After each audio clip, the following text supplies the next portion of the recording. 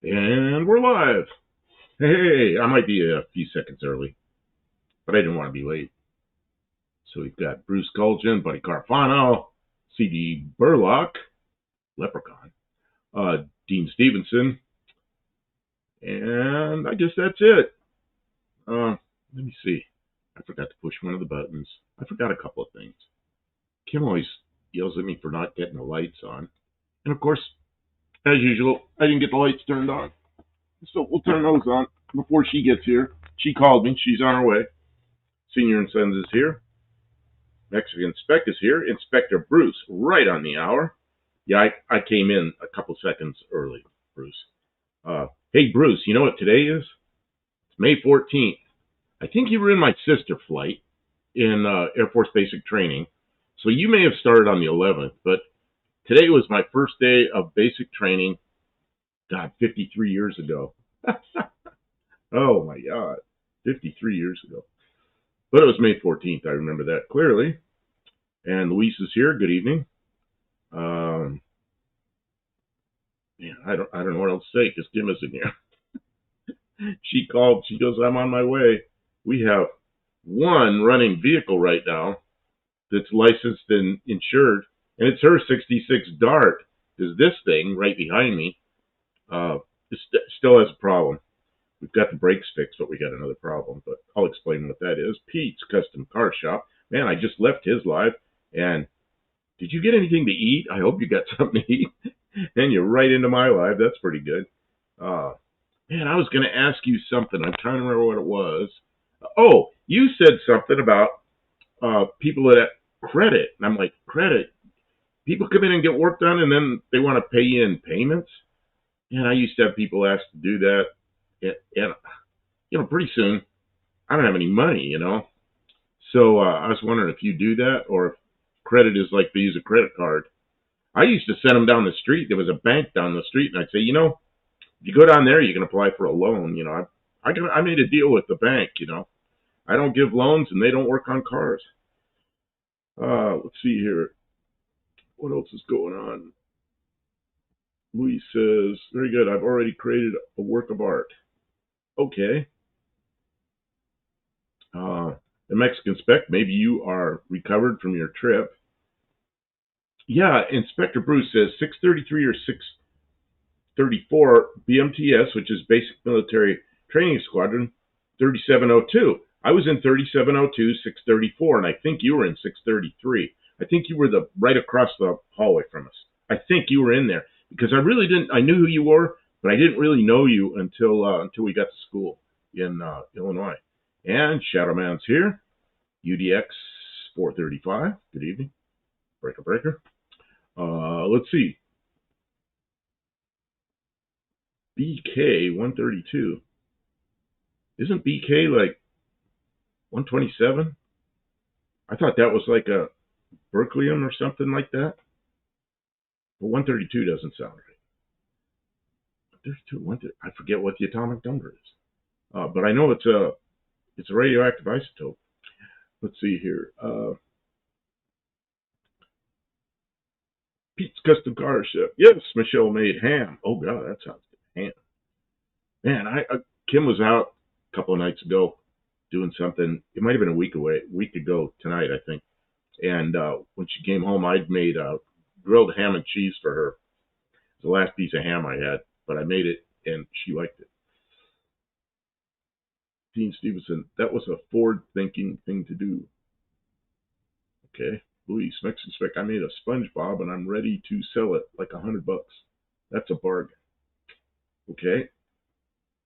Oh, and Burlock, yeah, thanks for taking my... Yeah, you know what? I was kind of taking a nap in the afternoon because I didn't sleep all night. So I'm kind of dozing off and my phone starts ringing. And I figured it was a spammer. I looked over there expecting to see whatever it says, Mr. Spam. And it says CD Burlock. So, I better take this. So I took it.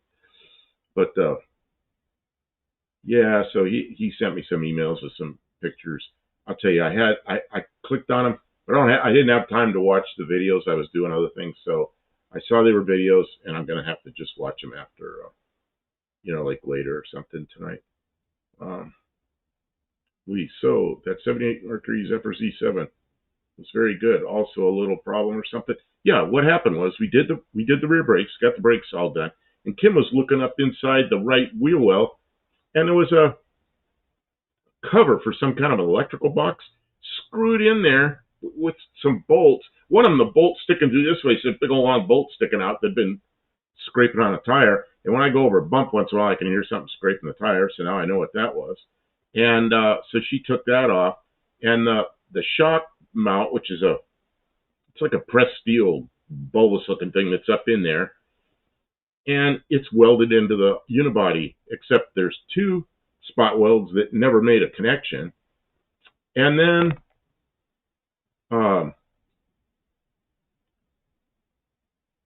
I'm thinking, I'm trying to read this and think. And there were a couple other spot welds that were broken, so that thing was just loose and rattling around in there. So somebody stuck some lag bolts in there to hold it. Well, that's not the correct way to hold it. So she's got it all cleaned up. Well, she gave me the piece. I cleaned it all up, took the cracked pieces off and everything. She fixed the mess inside there, got it all so it fits, got it all clamped in place. We're going to weld it in place like it should be, and then probably put some seam sealer or something in and spray it black and get the shock put back on and get it out of here so we can get the other car back in. And then Dean Stevenson says, Bruce Culgin is BK. What's the 132 for? I thought you were just kidding. That's like a element, Berkeleum or whatever it's called. When it comes to working on cars, I take cash, card, or trade work of equal value, says Shadowman. Car by Jones is here. Good evening. Yeah, see, BK. Yeah, but what's the 132 for? Because, see, Dean sometimes talks in code, and sometimes it's radioactive isotopes that he references. Dean, Ford to Holly, if you don't build cars, I won't build carburetor. If you don't build cars, I won't build cars. Okay. I love them ham and cheese sandwiches. Man, there's a way I do it. My father made me one time. I was a little kid. What's in that? What's in that? It's so good. Because I guess I wanted a cheese sandwich or something. He put cheese and ham and lettuce and some mayo and butter on each side and cooked it and handed it to me. That was the best thing I'd ever had. And it was different, because my mother always made the stuff for us. So I kind of liked it. And I always remember how he did it. And I used to make those. Dean says that changed in 1957, but the HF1 was gone. Yeah, C.D. Burlock says he wiped out from lack of sleep. Man, 2 a.m. I was wide awake. I was trying to get to sleep till 9 o'clock this morning. Maybe it's 10 o'clock before I fell asleep. Then I was in and out of sleep, and I don't know what happened. Hey, my door's opening. It's probably Kim. It sounds like Kim. Oh, this is making lots of heat. Oh, is it making lots of heat? Yeah, in a good way. Okay, well, Kim had a fire going. She goes, make sure that fire's going good. So it feels nice in here. I put a little wood in. Oh, good. Oh, it's 74 degrees in here. I don't want to be cold. I'm not in the mood. You're not in the mood to be cold? No, not at all. But I want you to check that fire because I bumped it up. Okay. Well, let me say hello real quick. Okay, it needs to be checked. I'll check on it. Okay. It'll be okay. Somebody's giving us things. E-Fog is here. Luis is here. Dean Stevens is here. Pete's Custom Car Shop is here again. Hey, Pete. Mexican Spec is here. Welcome, Mexican Spec. Hopefully you've recovered from all your excursions. John Wilburn is giving us the eye. John Wilburn's here. I missed that. There you go. Senior and Sons. Hi, Mike. I bet you guys miss having your car on go ready when you need it. Yeah. Well, you know driving my car around. You know how old cars are. Okay, we got to do a right rear brake job. Well, you don't want to do a half a brake job, so you take the other half apart and bring it up to snuff. But then while you're in there, you notice something else. It doesn't have anything to do with the brake. So I'd already explained what that was. So it's all clamped in there, all cleaned up, ready to weld. So we're probably going to weld that up and then put some seam sealer on it and paint some black or something on there, probably black, so it doesn't rust. And then it'll be fine. And then get it done. Yeah, we're going to slam it together. It'll be better than ever. Shadowman says, hello, Kim. Yeah, everybody's giving me the hi. Hello. Hippie Long's here. E-Fog's here. Wow. Buff, have you tried Benadryl to get drowsy? Yes. I don't use Benadryl, but I use Z-Quil, ZZZ-Quil, which is exactly the same thing. And they give you a cup, and you're supposed to take so much. I usually take a third of that. That usually puts me right out. But it didn't put me out. Well, it did. I'd like fall asleep, and then I'd be awake 5 minutes later. I just struggled with it all night. I don't know what happened. Luis McGill Suarez Barrios is, for instance, LMSB 2057. Pattern recognition. Oh, I see. Okay. Well, everybody, I am in the shop. I got to do my job of checking on the fireplace, and then I got to get some welding done because we got to get this put back together and get it the hell out of here, so we can get the other project in here, so we get it done, so we get it out of here. There's so much needs to happen. If anybody, we took a couple days off. We went out to dinner last night. We were doing all kinds of stuff. We went out to dinner in a 60-year-old car. But we saved the welding and just drove over there and drove back like it was normal. Like it was normal, because it is normal. At one time, that car was brand new, and it was normal. Kim missed a turn into a driveway, so she took the next driveway. It was a left turn, so you couldn't quite make it, so she made the next driveway, then had to do a U-turn in the parking lot there, and I was over there watching her going like this, the steering wheel, and she goes, no power steering on this car. I remember those days. Oh, my car has power steering. Good. It's going good, Kim? It's going really good. Okay, because you had a giant log in there. Yeah. It was just sitting there smoldering. Yeah, well, that's why I put it. And it was not burning well. It's not burning. It's burning now. What'd you put in here? A piece of cardboard with a little bit of corn oil on it, or whatever kind of oil we have, some old cooking oil that we didn't use that's 10 years expired. I put a little of that on there to get the flames going, and then I put fistfuls of kindling, you know, those little branches, and then I put some logs on it. I mean, it's working out pretty damn good. Okay. Yeah, this will make more than enough heat for the rest of the evening. We probably won't have to do nothing with it. And Dean Stevenson wants to know how we know it's really you. It might be AI. Might be AI, she says. You can't. Can you ever really know? I mean, you can't. I'm going to set up the camera so you guys can see the welding. And then do they want to see the welding, or are they like, no, Kim, we don't care? Pete's asking EFOG what his name is. Pete says, everybody calls me Foggy or Fog. And Tommy Hanlon says, hello from Dublin. Hello from Tennessee. We got welding to do here tonight. We got real work to get. Okay, and then Hippie Long says, so question, will you use weight of car to compress weld? No. It's all fit very nicely in there, clamped with several different kinds of clamps, and it's really in there nice.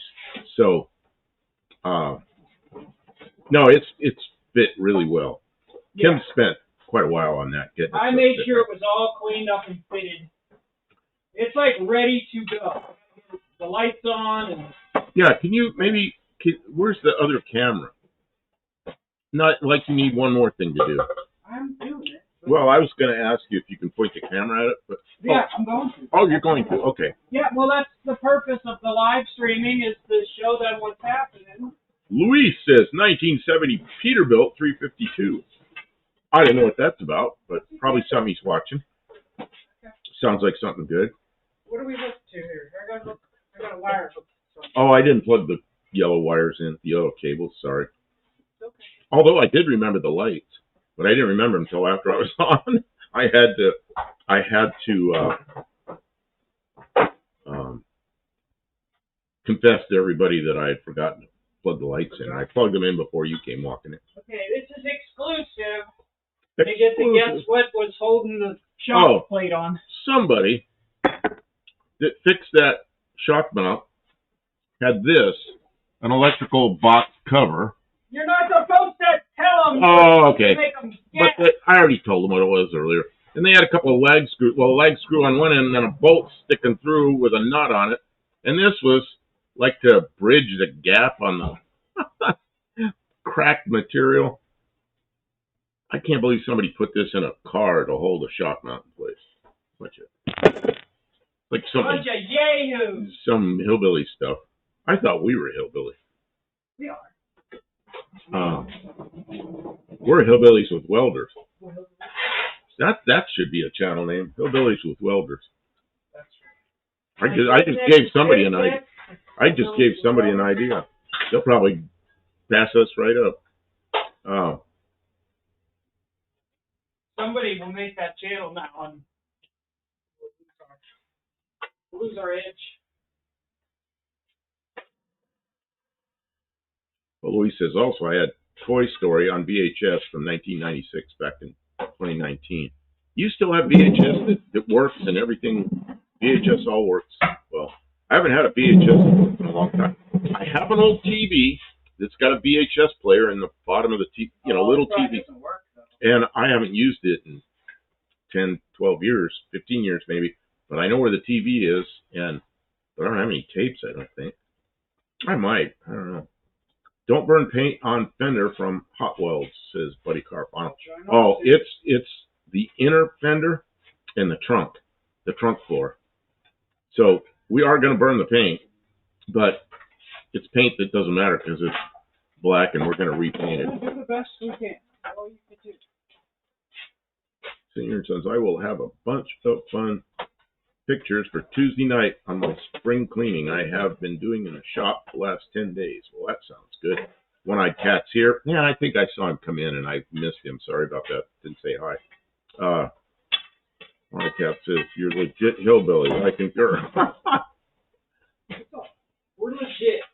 It's okay to be a hillbilly if you just own it. What do you guys think? Oh, give me a camera. Oh, give you a camera. Yeah. Okay. Is that... If they need, I can put the other lens on. Ask them if they can see. Oh, that's really dark down in there. But yeah, you see the. Yeah. I'm going to use the other lens. You need something different. Yeah. Mm-hmm. That lens is not close enough. That little bulb thing down in there next to the wheel well, and on top of the front floor is the shock mount, and it was just kind of loose. Oh. Sorry, give me a second. Something happened. I'll go back to me while we're. Oh, and for some reason, now we got the mic back. I don't know what happened there. Oh, CEO means fog in Irish. But a lot of CEOs are in a thick fog. Yeah, thick, wealthy fog. Okay, check it now. See if that. Check it now. See if that works better. Oh, yeah. So you can see that thing that the shock mounts into. You can see it okay? Yeah, and you can see there's some, you can see where there's a grounding clamp, and then you can see like there's a pair of vice grips sticking through there. But on the other side, inside the wheel well, there's some other clamps holding it. And then the trunk floor was peeled back. So she peeled it back further so she can get to where it welds, and then we'll push all that back in place.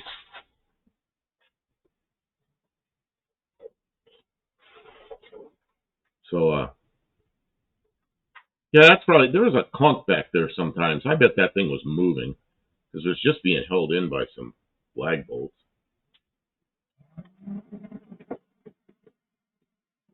What did Buddy Carpano said? Oh, you still have a Laserdisc player. Man, the first time I saw one of those, I was in a mall in Santa Maria, California, and they were playing one of those things. It's a big Magnavox TV, old CRT. Big, like 27 inches back then. That was big. I was standing there watching that Laserdisc, and it was another brick in the wall. You know that video? Bum, bum, bum, bum. Oh, you know that video. And that's what I was watching. I stood there. I had to watch the whole thing like 3 times. I wanted one of those Laserdiscs, but then, they were expensive, and I didn't have the money. And I'm glad I didn't get one because that turned out to be the media that didn't go very well, but it sure was a nice thing. I mean, they worked quite well. Yeah, they were killer, but they were not the best. Well, it just ended up being that DVDs ended up being the thing. That was many years later. Hippie Long says, very smart on the peel back. Yeah, you know what? The peel back that's closest to the white, that was partly peeled back already, just from being beat to death, Yeah, and, it was all. And Dean Stevenson showing a brick in the wall.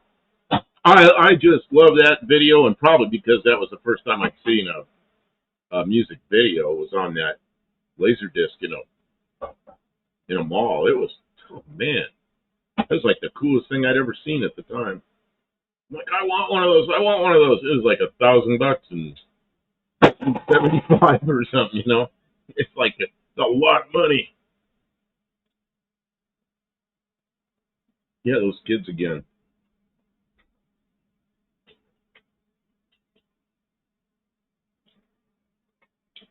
CD Burlock says, buddy, I have boxes of discs sitting in the shed. Analog.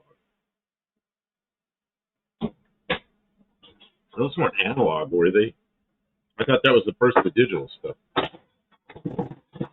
Analog would be a record that has the groove with the needle in it. Yeah, I look at that technology. Stereo, you know, an old black record player, like a 33 and a third RPM. You need more power, I think. Help me out. Huh? Help me out. Yeah, I will. I'm gonna go get it. Because it sounds like it's a little weak. I can just tell by the way it sounds. Okay, you need another notch of power and some more feed. Okay, try that.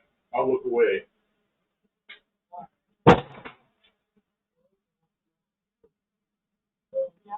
Okay, I'm not looking.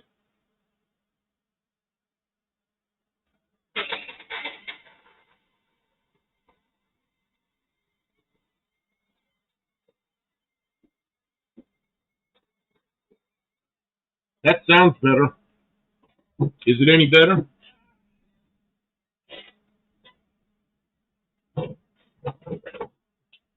Pete says, do you guys use some software or app to do these live streams with having extra cameras? Yes, we use OBS, which stands for, I don't know if you're a pilot, it means Omni Bearing Selector, but that's not what it is here. What does OBS stand for? Open Broadcast Studio. Open Broadcast Studio.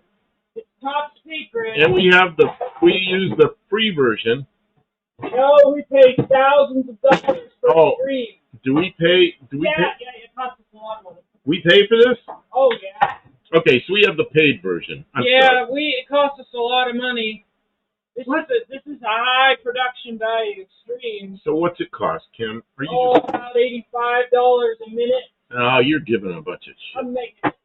You're making shit. They can't see anything now anyway. I think it's the free version, but I don't.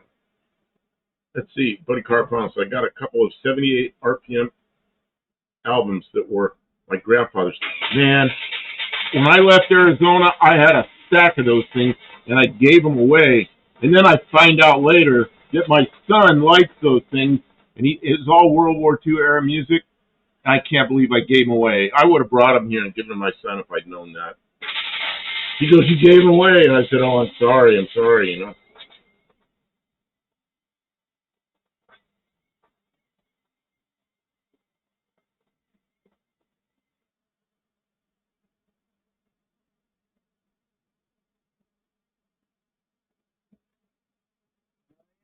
Shadow Man says, my eyes.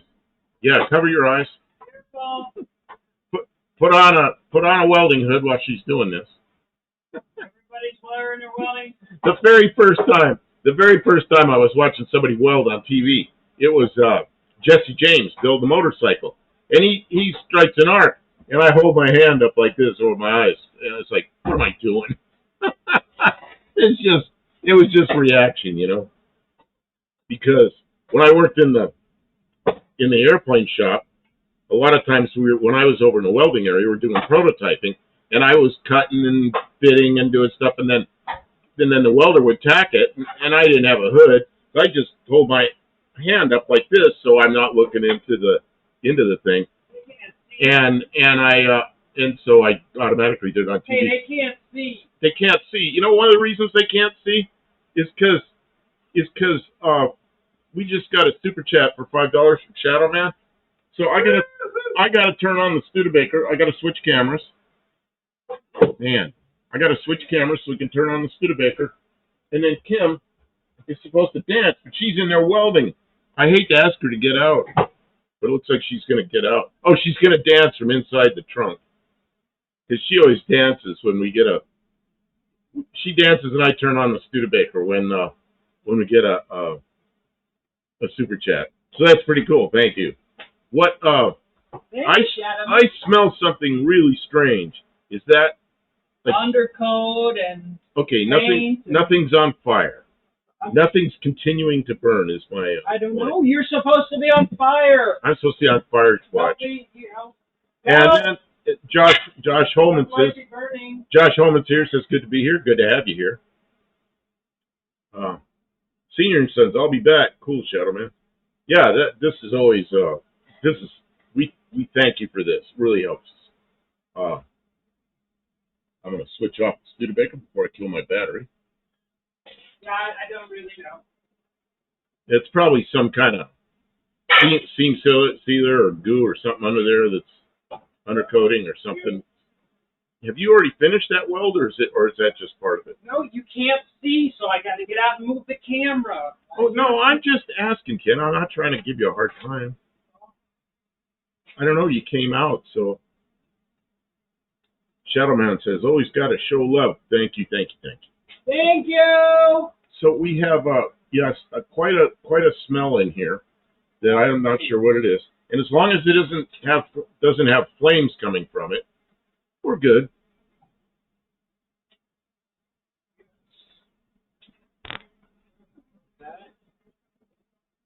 Dirt Road Landing, good evening. Haven't seen you in a while. It's good to see you. We got to thank you too, because you've helped us out in the past. Many a generous donation. Yes. We were over there working on what's that thing called? Bronco 2? Looking at the radiator going. Yeah, you were one of the ones that paid for that. Saved us from our own good judgment of giving up. They were like, don't give up. Keep working on it.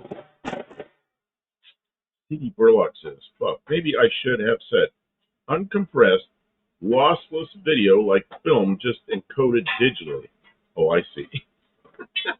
I can't get this wire. Do you want me to move or something? No. I'm sitting here sipping a drink, relaxing, and you're over there struggling. All these wires. You know, that's one thing. When you're in a shop and you're doing video, you got cords and hoses for what you're doing, and you got cords and cords for cameras. And yeah, it's I'm trying to put Kim, but I'm not doing well. For some reason, that chair doesn't want to go where you're trying to put it. It's hooked on something. Trying to get it out of the way. Okay, it might be more out of your way than it was.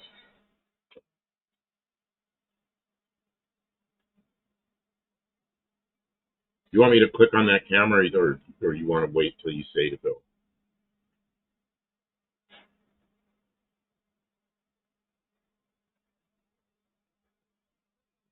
See about that. See what's happening.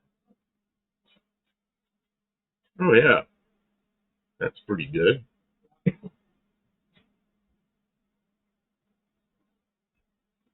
Yeah, that whole, like that quarter round piece, what do you call it? Quarter of a sphere that the shock mounts to. That whole thing was just kind of loose in there and held with a. Somebody put this electrical box cover in there with a couple of screws to hold the shock mount in place. Well, it is more than that. Well, and then two other lag bolts. But yeah, but that's not the way to hold a It's shock. pretty rough. Oh, DVDs and Blu-rays are compressed. Yeah, they are.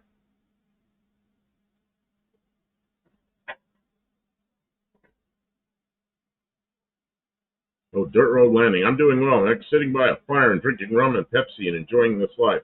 Man, does that sound good? I haven't done that in a long time.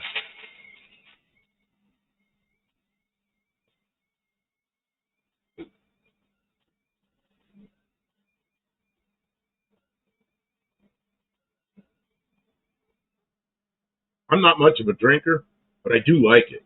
Man, rum and coke was my thing. Back in the day, I used to keep one of those little flasks about this big of That's a real well. but, That's a big boy well, Bacardi 151 inside my jacket pocket. Oh yeah, you know it's good to the end. And I pour it. I buy it like at the.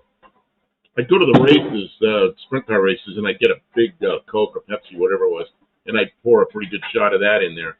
And that's what I drink when I first got there. Then I'd be there about, I don't know, 5 or 6 hours at the end of the races. I wouldn't drink anymore because I didn't want to be drunk when I drive home. I can do whatever you want, Kim. What do you want? You're back in there. I'm not back You're in. gonna knock that table over. I'm not back in. I'm forwarded in. What do you need? I need the GoPro. I don't know where it is. Where did you put the GoPro? In your purse. And where would that be? The purse is in the purse. Either over by the fireplace or on the foot of the car. How about on top of the car? That's what I said. Here, I'll give you guys. If I can get this. One on top of the car contains a GoPro. There you go. That's what I said. And I'm trying to walk through all these straps. Here we go. Get over there. Here's your GoPro.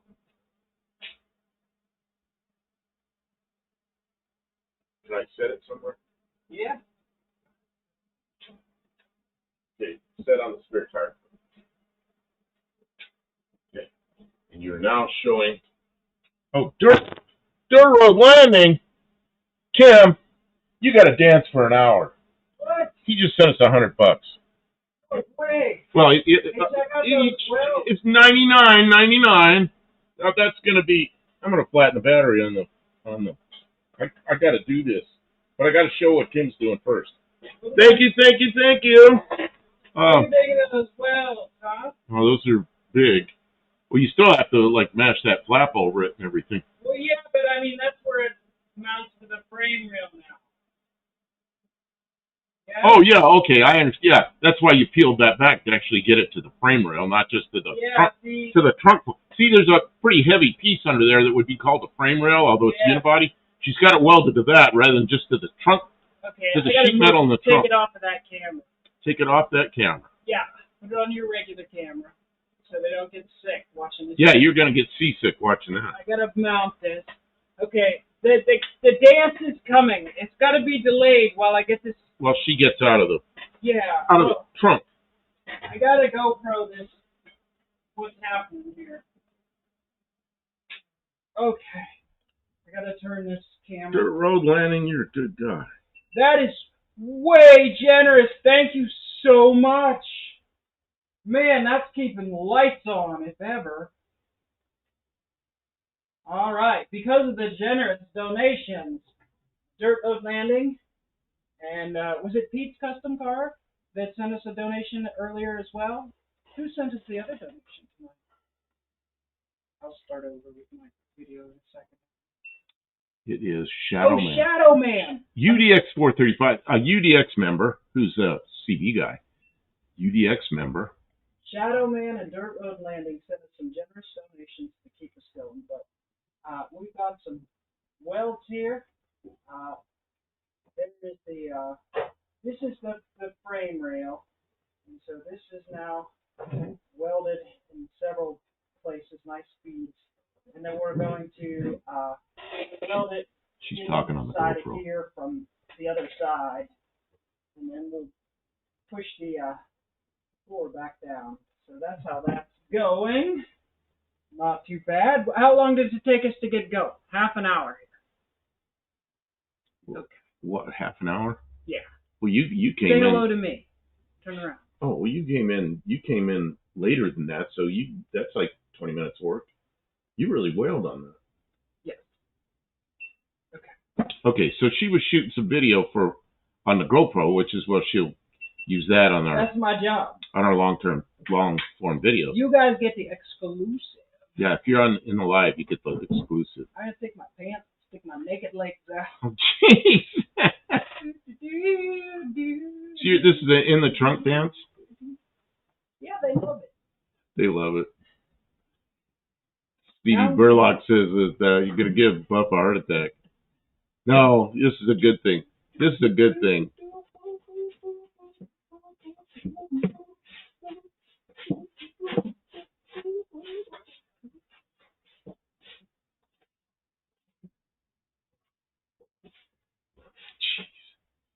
Oh, you're too sweet. Oh my gosh, it's on there. Well, you wanted me to get the fire going, or keep it going. It's 75 degrees in here. Oh my God. You and Kim are a wealth of knowledge. I learned a lot by watching your channel. Thank you. Well, you're welcome. Yeah, I got a lifetime of all kinds of different mechanical stuff. And now I'm working in this little shop with some basic tools. With me. So I don't know how much of a wealth of knowledge that is, but you're pretty smart. there's all kinds of things I know about, but I try to apply them here. But like I used to design airfoils, like lift coefficients and things like moment coefficients and all these kind of things to design a wing. I never use that anymore. Nobody even flies it. But if I look across the ramp at an airport and there's an airplane that's not rigged correctly, I can see it. I can see it all the way across the ramp. It just looks wrong. Uh-oh. In space. Something fell. In space. Got work to do. Okay, I'm going to shut off my battery here. Don't use up the whole thing in the. But now that battery stays charged for a long time. No, I think that thing has to flash through till the battery dies. But does your taillights have chrome paint on them? Yeah. I think that's chrome. Yeah, they do. Is it paint or is it some kind of plastic phony baloney chrome? No, I think this is some kind of chrome paint. Oh, on the lights themselves? On the lenses themselves, yeah. Oh, on the lights, yeah, it's some kind of silver paint. I don't know. Something that's 48 years old. It is long since worn off, whatever it was. I like these are okay. I like the taillights on the Ford, what is that thing called? Fairmont Futura, better than these. And I've got a set of those outside. And it's got, one of them has a little hole in it, but it's up here on the top. So if I installed it, it wouldn't show. But if these ever get broken, I'll probably put those in there. The other thing I've seen is make these out of sheet metal and then put lights like an old Chevy Impala back there where it's two reds and a white in the middle. I don't know if I'd do that to this car, but if I was out, these things are $1,000 to go out and find them. So it's hard to spend money on taillights like that. What I might buy plastic and make something. They can understand better. This is what they put in there to hold that box in. You could show them. This, try to get it up here. This is what was holding this in there, which is holding the shock absorber out in place. Get a modeler to repaint them. I'm not really steady. My right hand, I'm probably steady enough to do that, but my left hand, do not ghettoize your taillights, Buff, please. Well, you know what? If one of these gets broken, I'm going to have to use the Ford Futura ones, which I like. I actually like them better than these, but they'll go right in the same place and they'll look correct. It's just, if you know Fords and Mercurys, they're not a Mercury. But then if those got broken, I'd probably make something.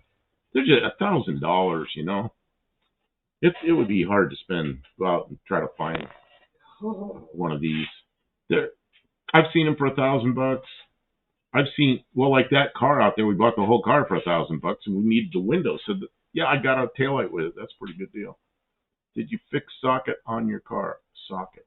It works, but it's still janky. Yeah, something isn't quite right. It's working. It's, I go in there to fix it and it's working. I move the wires all around everything and it doesn't fail.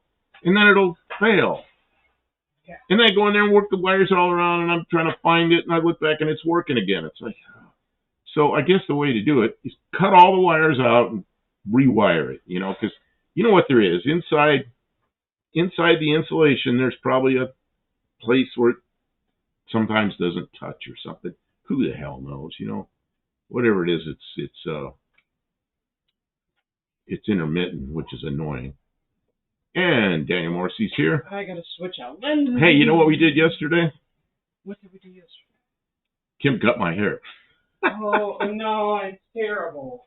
Oh, I think she did a good job. You started cutting it, and then. Well, here's what happened. I was cutting my hair. I cut around my ears, and I'm back here cutting in the mirrors this way, but I'm back here cutting, and I hear the cutter go like that, and it's like, I think I botched that up a bit. I go, Kim, can you come here? I said, I think I botched this up. She goes, yeah, you took a half an hour. Can you fix my hair? Can you fix this? And she goes, yeah, you took a pretty good chunk out of that. So she's back to until it was better. Fix it. You know what? It's fine. Oh. It's not all like, what do they call that? Captain Caveman around my ears, Hippie Long says you can just 3D print them now. Oh, that'd be a big 3D printer. And the problem I've seen with 3D printers is trying to find a plastic that's translucent like that. Yeah, I've heard it doesn't work very good. It's really, it doesn't work very well. So the other thing I could do, let us see again. Okay, I'm gonna see this. See right here. It's a little bit long right there, but that's okay. But it was just, we were going out, and I had all this crap around my ears. It looked terrible. And so I was trying to get that. And then I have another problem that I'm trying to take care of. And then the back, I don't know. Of course, I can't see the back. But there's the back that I know I botched it up, but she fixed it somehow. So I don't know. I can't look at it.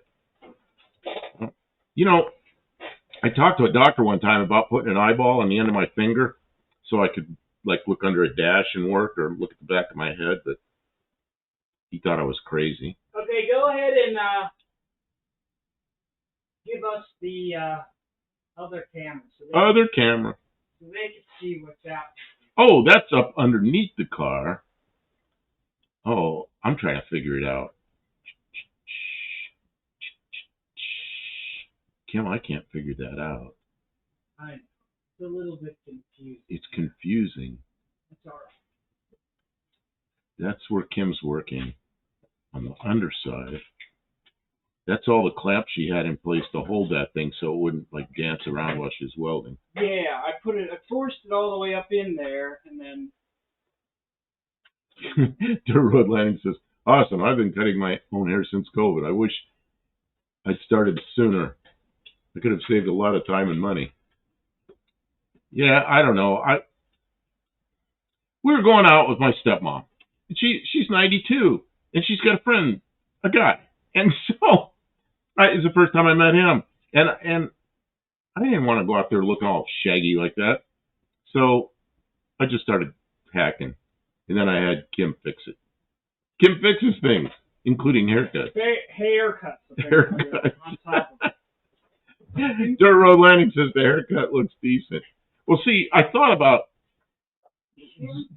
jumping in the car and zipping out to Petaluma, California, and having Daniel Morrissey cut my hair, but it's just too far, Pete's Custom Car Shop. I need a haircut. Yeah, he was on his live talking about he was getting too shaggy. He needed a haircut. And I was thinking about it. I just got a haircut because what you doing, Kim? She's doing something.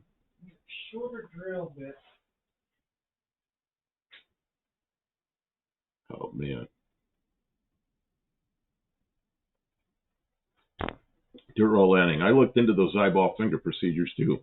But most insurance companies won't cover it. It's very expensive out of pocket. Well, the doctor was looking at me like I was crazy. And then I said, while you're at it, on this finger, you put an eyeball on this finger. On this finger, can you put a light so then I can turn the light on? kind of like a lightning bug, and then I can see up under the dash. You know, you know how many times up under the dash you could just put your finger under there to look around instead of trying to cram your whole head under there to look around. It just doesn't make sense. And a mirror never works. Never? Use a mirror under a dash and everything's backwards. Man. It does make it difficult.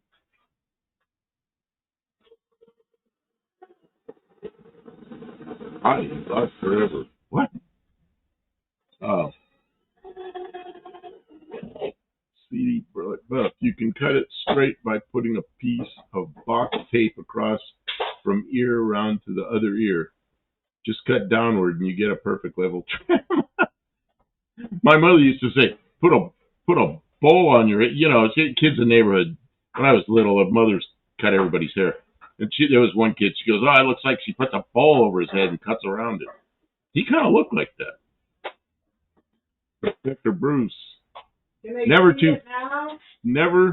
too far for an exceptional haircut that I will pay for. Man, we're going to have to go there to get a haircut. What'd you say, Kim? Can you see what's happening? Oh, yeah, I can see now, sure. Okay, this is on the underside, and there's the shock mount that you can... The shock goes up in here. Up there. And that's that piece. You can see a couple of holes where they had that... And on the inside, I welded here. Welded in there. Yeah. And then what'd you do? You drill a hole so you can weld into the hole? So you do like a plug weld? I don't know what she did. She was over there doing something. Oh, and then she's got a brake tool in there she's prying with. That's just like the space to keep it in the right That's to spot. keep it in the right place. It's kind of in the right spot now. I can just needed it in that list before, but see, it stays in there now. Yeah, because it's welded. Oh, man. Pretty rough in here for a little while. Getting better. Yeah, it must have been, that car must have come down the assembly line like first thing on a Monday morning or last thing on a Friday night. It's like beer time. All right. Yeah, that isn't welded. One more. No, screw that. I'm done. It's not welded? Well, oh, it's beer time. They'll catch that in paint repair. Let's get it in paint repair. Shadow Man says, I think last time I had a haircut was over 6 years ago. Hippie Long, my ear and nose hair outpaced my head in growth and speed. Oh, you know what? As I got older, the hair grows out of my ears faster than it does off my head. And Kim had the clippers. Kim had the clippers in her ear, in my ear, down trying to get rid of all that.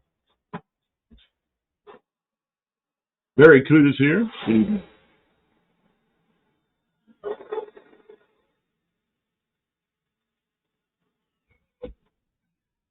What's this? Oh, C. Burlock says, showed a girl at FedEx and she was impressed. Man.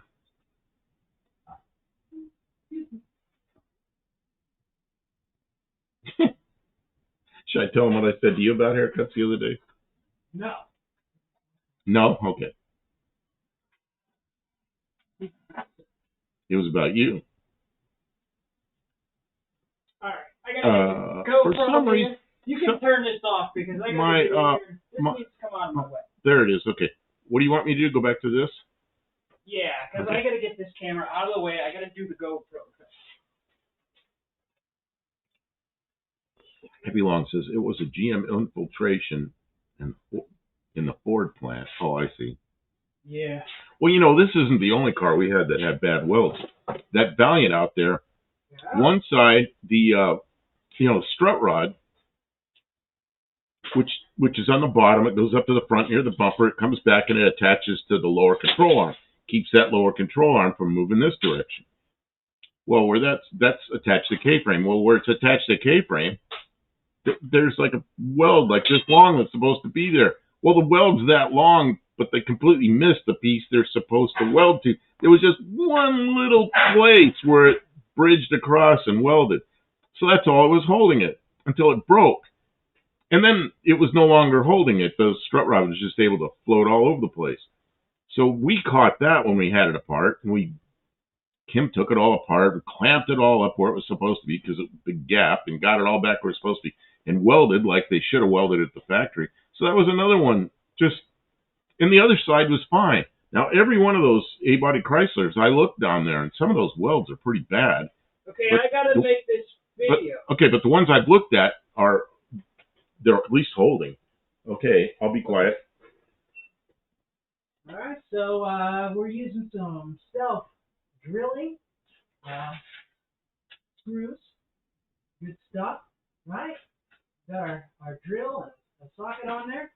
And as you can see, this is the frame rail, and we've welded on the inside. We've welded this seam here, okay? And then we self-drill into here, self-drill into here, which catches the box on the back. Self-drill into here, catches with the back. You're going to have to make a little bracket because this was cracked and damaged, you know, you can see. And then, so you understand exactly where we're at here. This is the shot goes up into here, okay? So, yeah, we'll put some more self-drillers into here to replace the spot welds that never work. And then we'll put another self-driller or two into here between this angle and the frame rail. And then we'll put a little weld in there. And then, I don't know what we're going to do down in here, but we should put something in here to reinforce as well. You see, this is cracked here, and then this is all cracked down in here. So that seems to be where anyways, reinforce all of that, and then hopefully we won't have any more problems. But that's the plan. Okay. Okay, I can talk now. Yeah. Well, so Kim's under there shooting video for yeah, long form videos that she's going to put up. That's why I was being quiet. I don't know. You might be able to see it better on the video than live. I can never be sure. Okay. Got it recorded on several channels. And then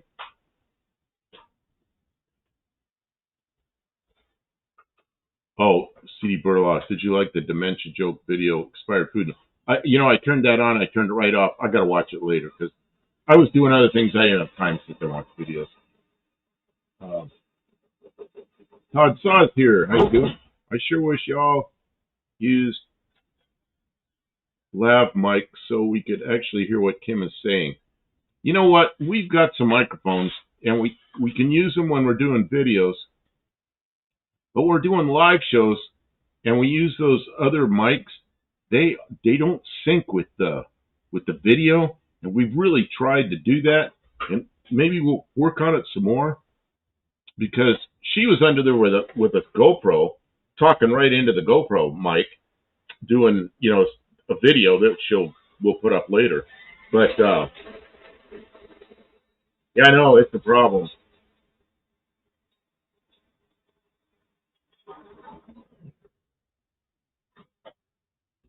Well, if your rear shock's good, Kim says they're good, but I didn't really try them. This one is good. I don't know. Because if the other one is bad, then this one would have to take a lot of the load. We were talking about that. Well, they're as good as Ford shocks. Well, I'm amazed they're not just loosey-goosey, nothing. But they do have a lot of resistance. So, for what I use the car for, they're probably fine, But have you strengthened the lower control arm?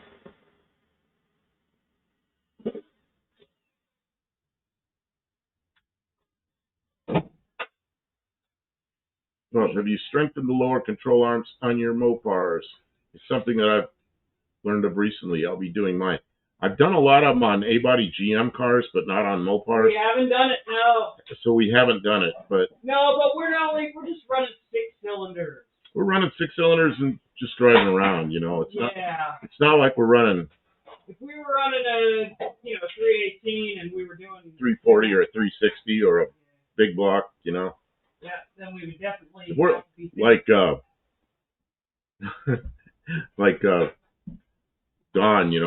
one-eyed cat running a 440 in a road tow. Oh my God.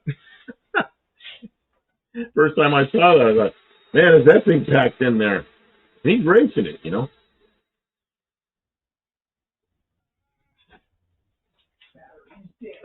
Yeah. Crouch down. Oh.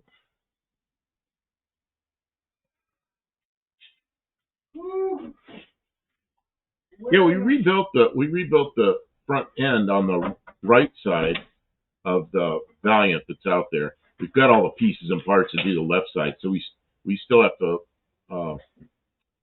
to rebuild the left side of that car.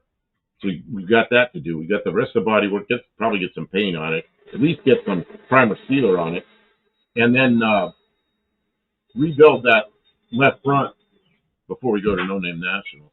I'm hoping to take that car there. Not that I want to race it that badly, but it'd be kind of fun, I guess. But it'd be fun to take that, drive that car. I mean, yeah, people know the car. Mo Parquet, good evening. That is member Mo Parquet.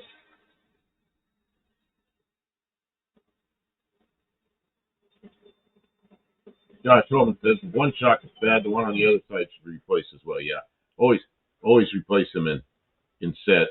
They're like shoes, like tires. They're like shoes. You don't replace one. Go in a shoe store. Go. Can I buy a shoe? I can't think of ever doing that. I can't think of doing. Senior says haven't done it either. I drive straight and smooth. Yeah. Very good. It says you can corner hard with a flat six too. So yeah, I know. I don't know. I suppose we could do all that stuff. Right now, my main concern with that Valiant is getting that pickup bed wrapped up and getting that thing so that it's it's a good car. It's drivable. We need to put a few miles on it around here, and then before we take it to No Name Nationals. And it's easy to say, oh, we got plenty of time. Well, you know what? It wasn't that long ago. We had double this time. And all of a sudden, we're down to 100, just over 100 days. Well, yeah, got to get it done. Senior incentives. I'm driving my 66 there this year, bro. Same year as Kim's. Wow. Yeah, I can't wait to see his car. It looks really pretty. Online, it's really nice. Oh, man. Ay. Man, I was on Google Maps just for the fun of it, looking at a street on a little town I used to live in California. And I was looking for the house, just kind of like going up the street. And it was old Mopar sitting there. So I swept over and looked at it. And it was either a 63 or a 64 Dodge Dart. But it had a Plymouth Valiant front clip on it. And it's like, God, look at that. So I screenshotted it, but I'll probably show that on one of the, maybe I'll show it on Tuesday. Because you just don't see that too often,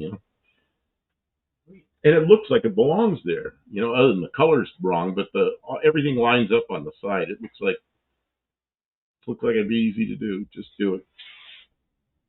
Let's see here. Todd saw 60s Mopar's lower control arms was an issue, causing front end wandering, pulling to one side, or unstable steering. The rubber in the OEM bushings deteriorated.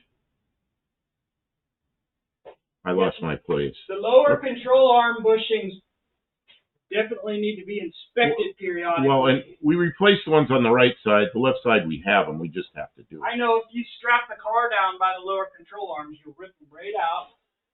Kim, we have another super chat from Pete's Custom Car Shop. Pete. And we got the Studebaker lit up again. Whew. You know what I'm going to do? I don't know what you're going to do. You're going to sit down. You're tired. You've been working too hard. I've been in and out. Thanks for the OBS tip. OBS? And Mo Parquet. Thank you so much. Thank you. Yeah. All these. So now we have the Studebaker flashing for two people. I've got to get different colors in the Studebaker so we can switch from one color to another. Buff will be painting the Ute the night before? Maybe, yeah. Just put some paint on the front and drive real fast. It'll paint itself. Oh, for the OBS tip. Pete, Open Broadcast Studio, top notch. Oh. I don't know how. It's a free software. They update frequently. It's incredibly stable. You don't need a powerhouse computer to run it. You don't need a super duper duper camera. Well, and We're just using a little bitty like web camera. we turned on Mexican Spec onto it because they were kind of struggling. And there he is right there. We use OBS. Yeah, they started using it, and their lives are just turned into nice. And you can keep it simple, or you can start doing a bunch of fancy stuff like multiple cameras and stuff. Now, the multiple camera thing gets more complicated, of course, but you can set up scenes, and then it's one click to change between the. You know what I mean? We have 3 different scenes. Yeah, you can and do I that. just click. That. That's the other camera's aimed at the bumper. But Okay, let's see what. And this one, Google Window, is it hooked up to anything? Well, no, but you could see it. Oh, no, It's down at the bottom like we do in the studio in the house. Yeah. And this computer's just an old computer out of some office somewhere. It's not a supercomputer. Yeah, we bought, that's a used, like a 2-year-old computer from an office. It's $150 from eBay, and it's a company that's all they do, and they got real good feedback. So, Mopar cases. We bought a couple of play. Don't play. Me? Would I ever? Of course not. What's Buckto Campo doing sitting way over there? I don't know. Hiding in a corner. I don't know, because we moved stuff around, and you came you over. You should sit over here so they can see the whole car. I'll do the thing if you want to switch places. I don't. They want to see this whole car. I mean, we could sweep it over there and look at it, and then sweep it back. I could push the screen and. No, I didn't know why you. I don't know why you had that screen way over there, because I had to bring it back because it was really hard to read. Oh, we needed room. And it was before you were back here. Because you're supposed to be here, not over there. And if I'm over there, the concrete is a little bit like this, and I slowly roll over until I bump into something. So I just stay over here because it'll take me over here anyway. The lights are still on. Well, they should still be on. People are being all kind of generous. Pat Max. Pat Max. Well, welcome back. Here we go with the Studebaker again. Yeah, we got. I'm wearing this shirt, and I don't want to take it off because I'm not wearing a bra, and I don't want to be inappropriate. I'm sweating. Don't be inappropriate. I gotta go to the house and put a bra on.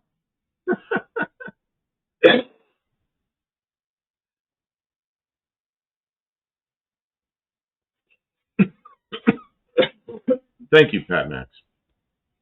It is really appreciated. Thank you. We are having a good night here. Wow.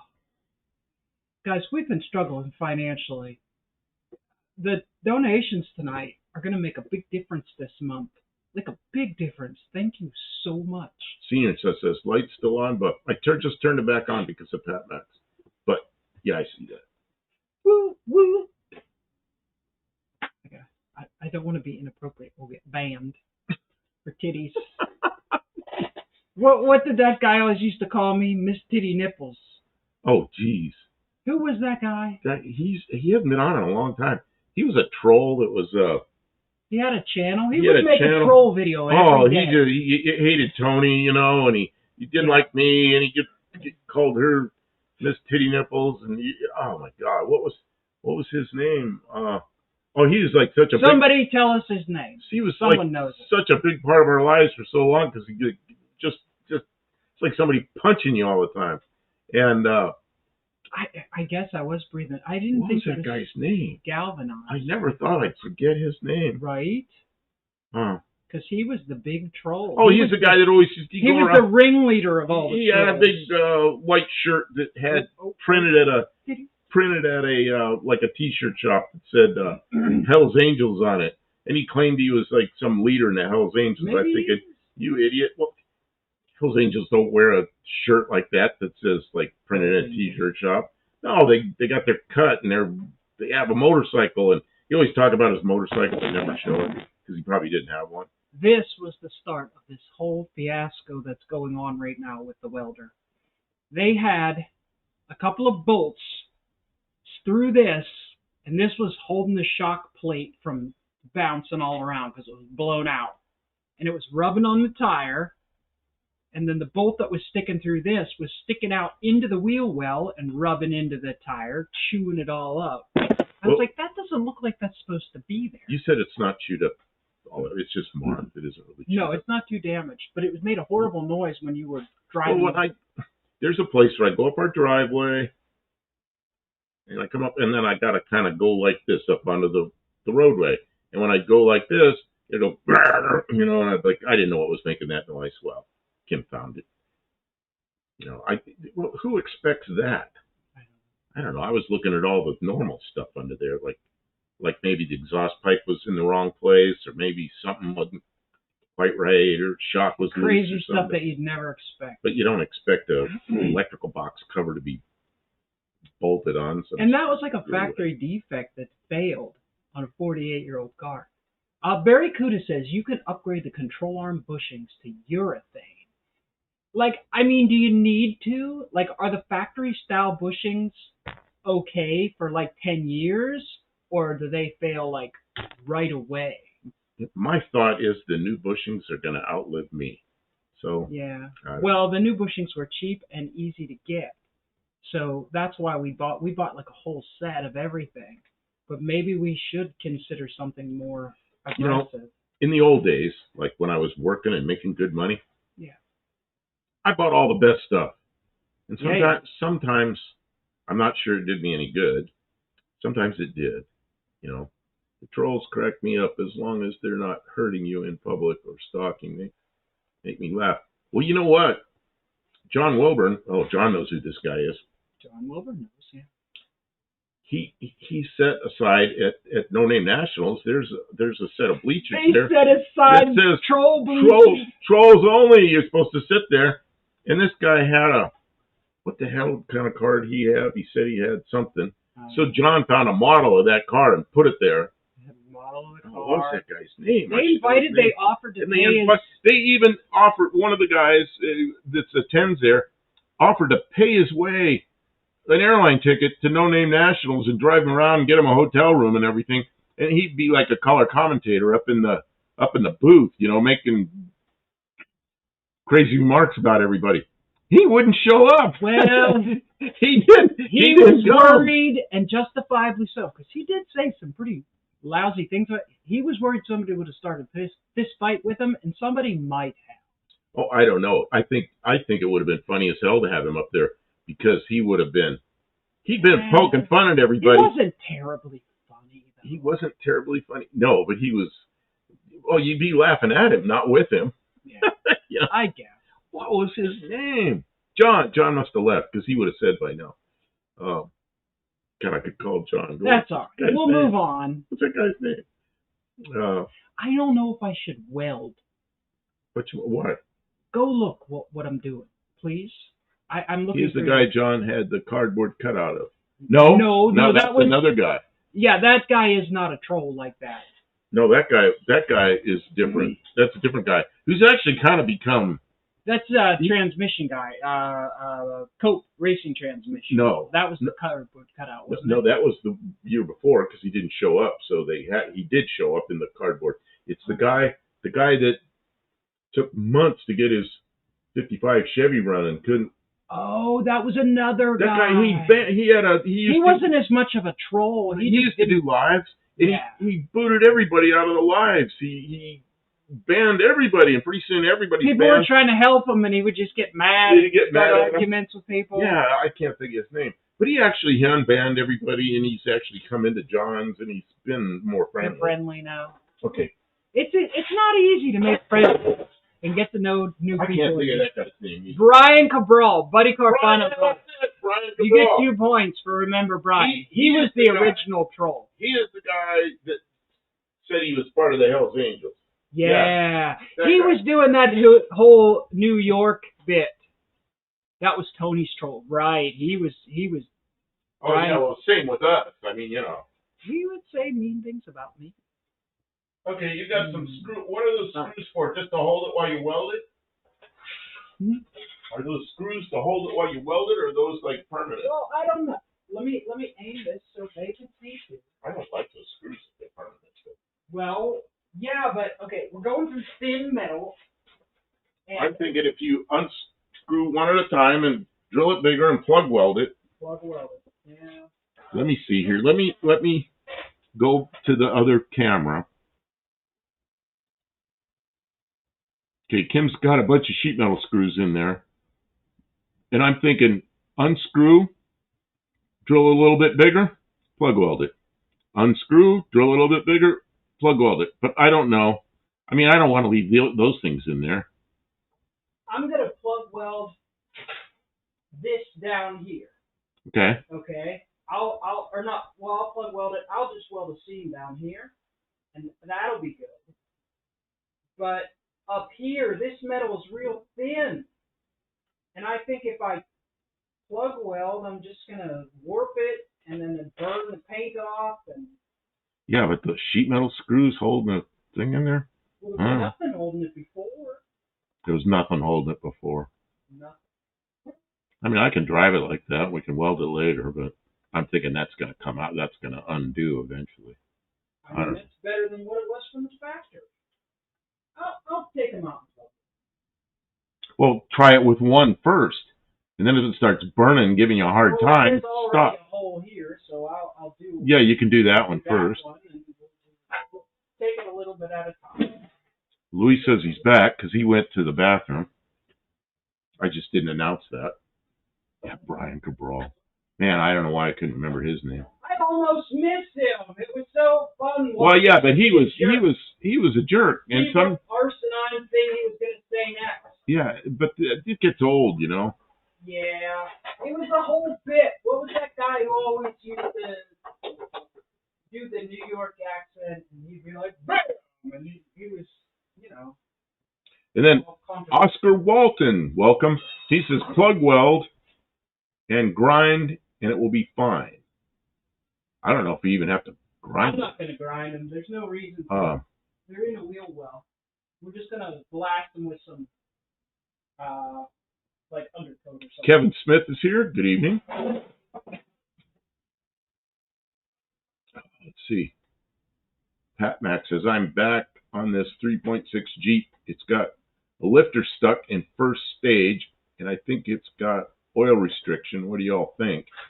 Man, I don't. 3.6 Jeep. 3.6 Jeep is not something we have or ever worked on. Okay, wait. 3.6 Jeep. And is that the same as the Chrysler V6s? I think that is a Chrysler 3.6. Yeah, that's what I started thinking about this. Never do this. Always do both cameras so they can see you talking. Always do it. Always do it my way. But you're over here, so now we'll do it my way. Okay. What is the... Pat Max is working on the 3.6 Jeep. It's got a lifter stuck in first stage. Does the 3.6 liter engine oil through the lifter?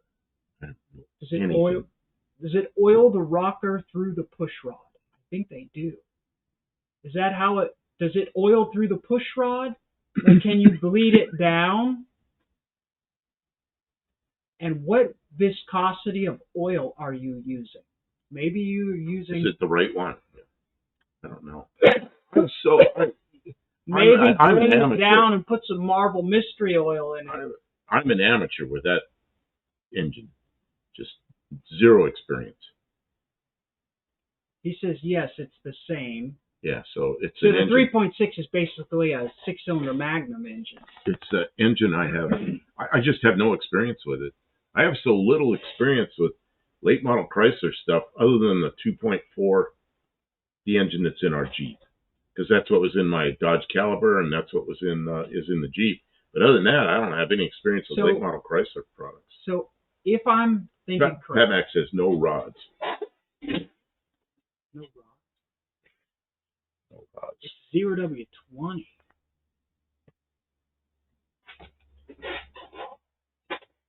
What does he mean by no rods? He's Custom Car Shop.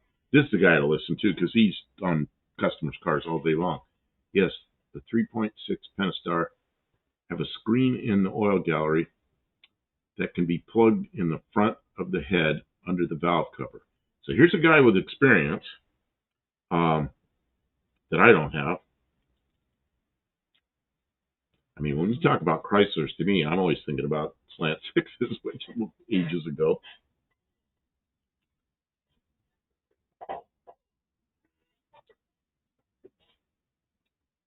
Kevin Smith says, "Is that my friend Pete?" No, my friend Pete's a good guy.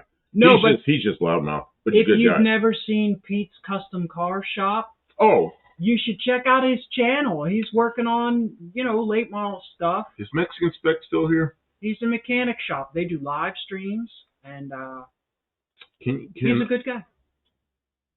Oh, I'm going to have to find it. Mexican Spec, are you still here? Or Kevin Smith, can you put up a link to Pete's Custom Car Shop? It's right there at Pete's. Maybe I can do that. I don't know. Oh, Mexican Spec's here. Good. He's good at this. Can you put up a link to Pete's Custom Car Shop? His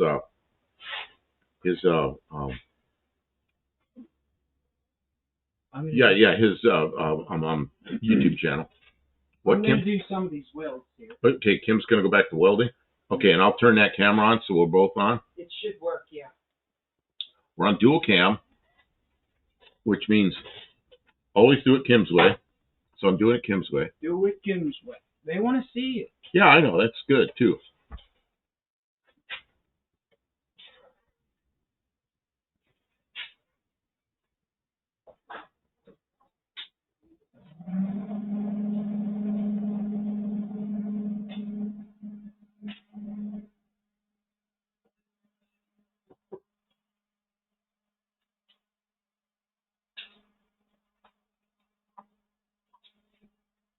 Yeah, there's my friend Pete's completely different guy. My friend Pete is a body shop out in Utah. Loud and crazy guy, but a fun guy to watch. I've been watching my friend Pete probably since, 5-6 years at least.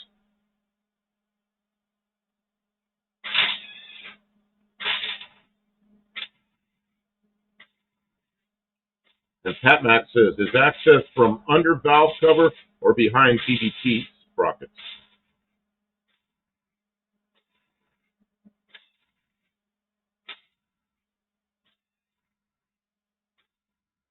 Okay, I'll find a Mexican Spec. I'll have to find it. Hang on. It will take me a minute.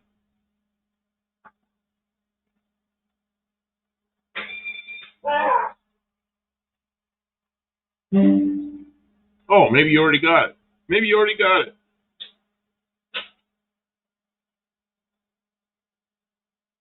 Oh, yeah, you got it. That's perfect. Thank you, Mexican Spec. You got the, that's a link to Pete's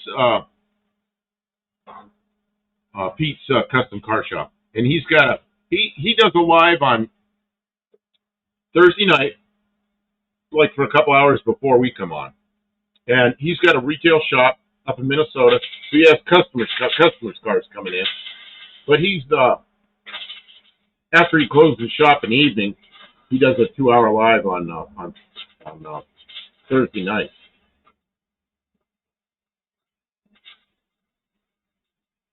Oh, big sparks. Big sparks coming out of here.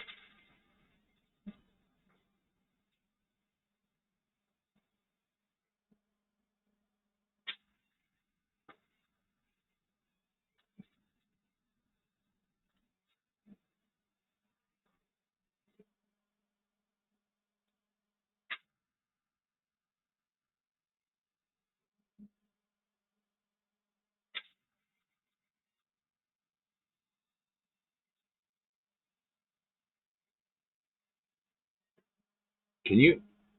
I can't see my. Oh, there I am. Okay.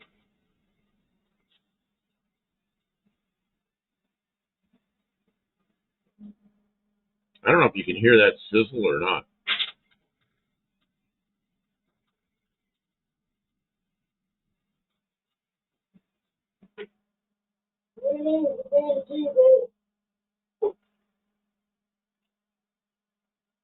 So, Mexican Spec, the one Pete you know is what? My friend Pete, the body shop guy? This is a completely different Pete. Guy that does customer service on customers' cars, and he gets into some pretty major work.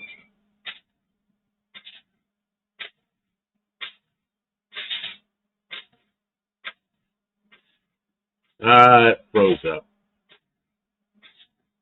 Okay, that camera froze. I don't know how to fix it. Hang on. That camera froze up. What's that? The camera froze up, and I don't know how to fix it.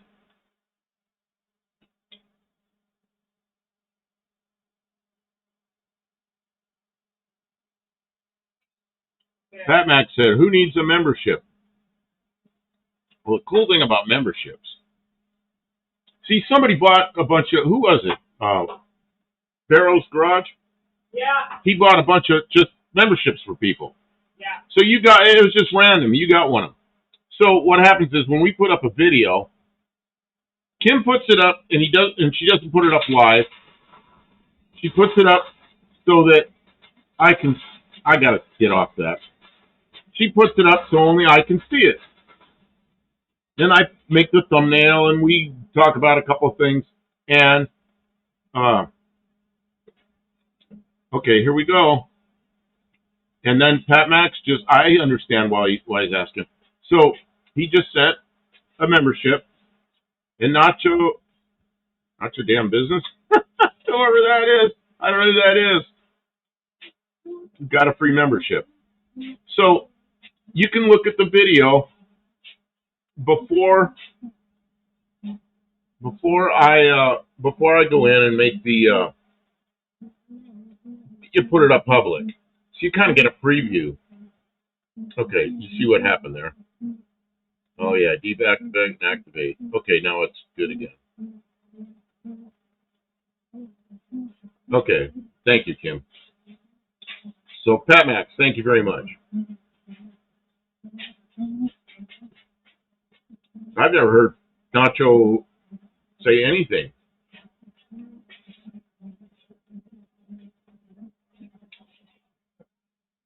But not your damn business is here. Burning my nose. You're burning your nose. Whatever this is doing, it's burning my nose. It's somebody, I don't remember who it was, asked a few minutes ago how thick that sheet metal is. Not very thick. And I think it's 20 gauge.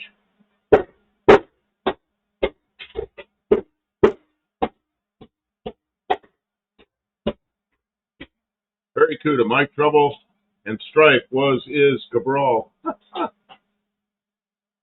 Yeah, I don't know what happened to him. Maybe something happened to him. I don't know. John Wilburn said he's no longer. He always said he lived in that house, but he didn't. He lived in an apartment, and now it doesn't look like anybody lives in an apartment. And his YouTube channel just hasn't. Nobody's seen anything of him, so we don't know what happened to him. Nobody knows.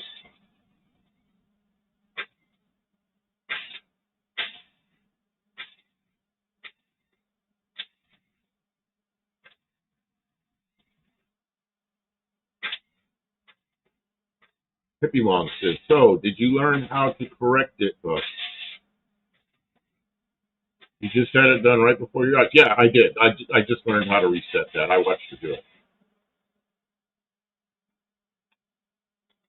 Oh, that was for the good info from Pete Custom Car Shop. He's a good guy, man. I learned something from him. Every time I watch him, watch his live on Tuesday nights before us. He comes on, I think, 3 hours before us, which would be like 7 Central. And then he does a 2-hour live, maybe plus a little. And then he runs and gets up to eat, and then he comes here. So his wife, Michelle, is on there a lot of times.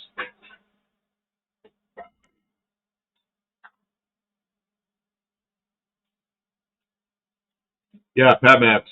Yeah, we were laughing about that earlier because my first time watching somebody welding was on TV. Was what was his name?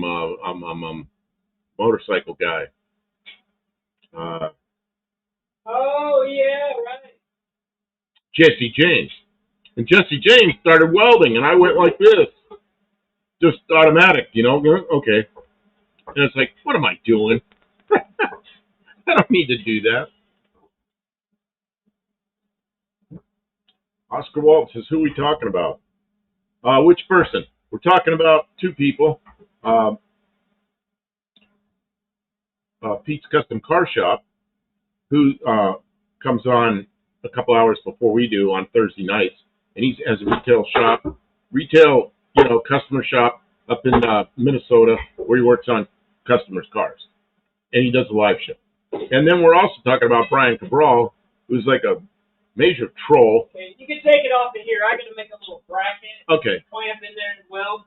And Brian Cabral was the guy who really disliked everybody, but it started with Tony, from Uncle Tony's Garage, and it spread to us and spread to everybody, and anybody that had a YouTube channel that knew Tony, he didn't like him. He'd just give us all trouble. And I don't know if he meant that or if I think he did, but then I don't know.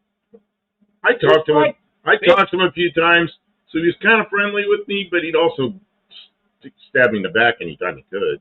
So, he said many things to me. Oh yeah, and he called Kim Miss Titty Nipples, and that wasn't even the worst things he said. No, he said worse things than that. Yeah.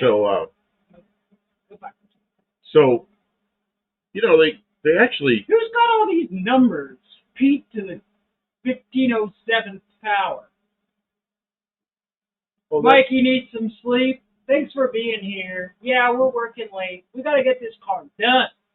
Yeah, I need to drive this car. We're down to one car. Dean Stevenson explained what those numbers meant. They mean they have like a pattern that somehow makes the spelling of the name or something. I don't know. One of Dean's ways of doing things. This means something. Yeah, there's actually a meaning behind it. So Pete's Custom Car Shop's taken off? Yeah. I don't know. I missed that. But okay. It's good having you here. Yeah, he worked a full day and then did a 2-hour live, and now he's here. But he's taking the tomorrow morning off to go do something. It might even be to go work on a customer's car somewhere, not in the shop. I don't know. Taking a day off to go work. Taking a day off to go work, yeah. So, yeah, thanks for being here, Pete.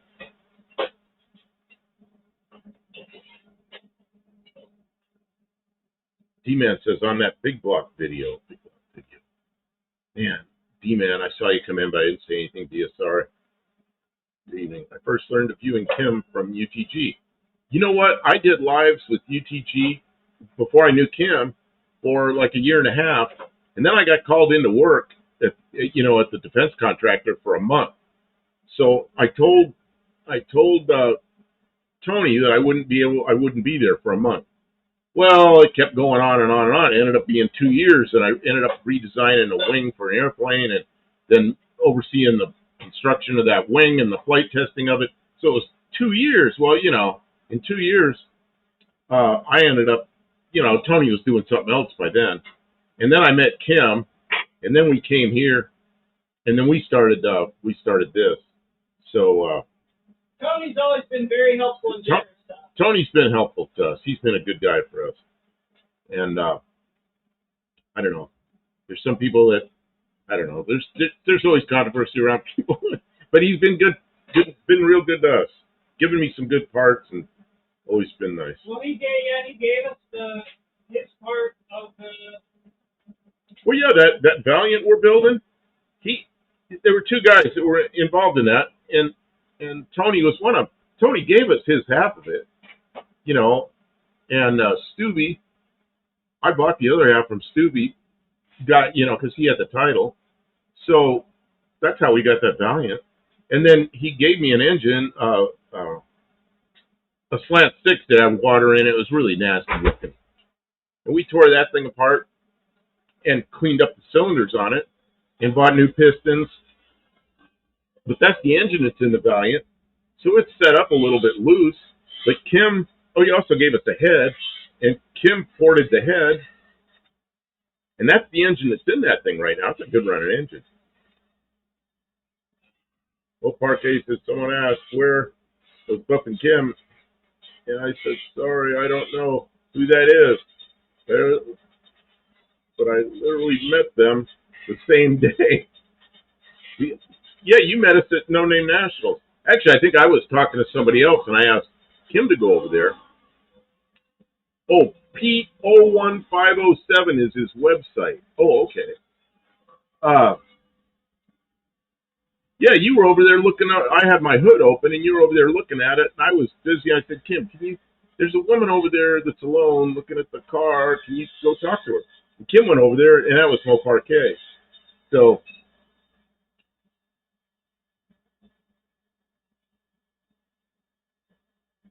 I remember. Well, everybody's seen Mo Parquet, I'm sure. Y'all know Mo Parquet. So this is actually kind of funny because that day she was over there looking at the car, and we're all dressed in jeans and grease and dirt from working on our cars. And I said to Kim, "There's a woman over there looking at my car, and she's dressed real nice, like she works in a bank or something." It was Mo Parquet. It's just funny, because she was so much cleaner than we were.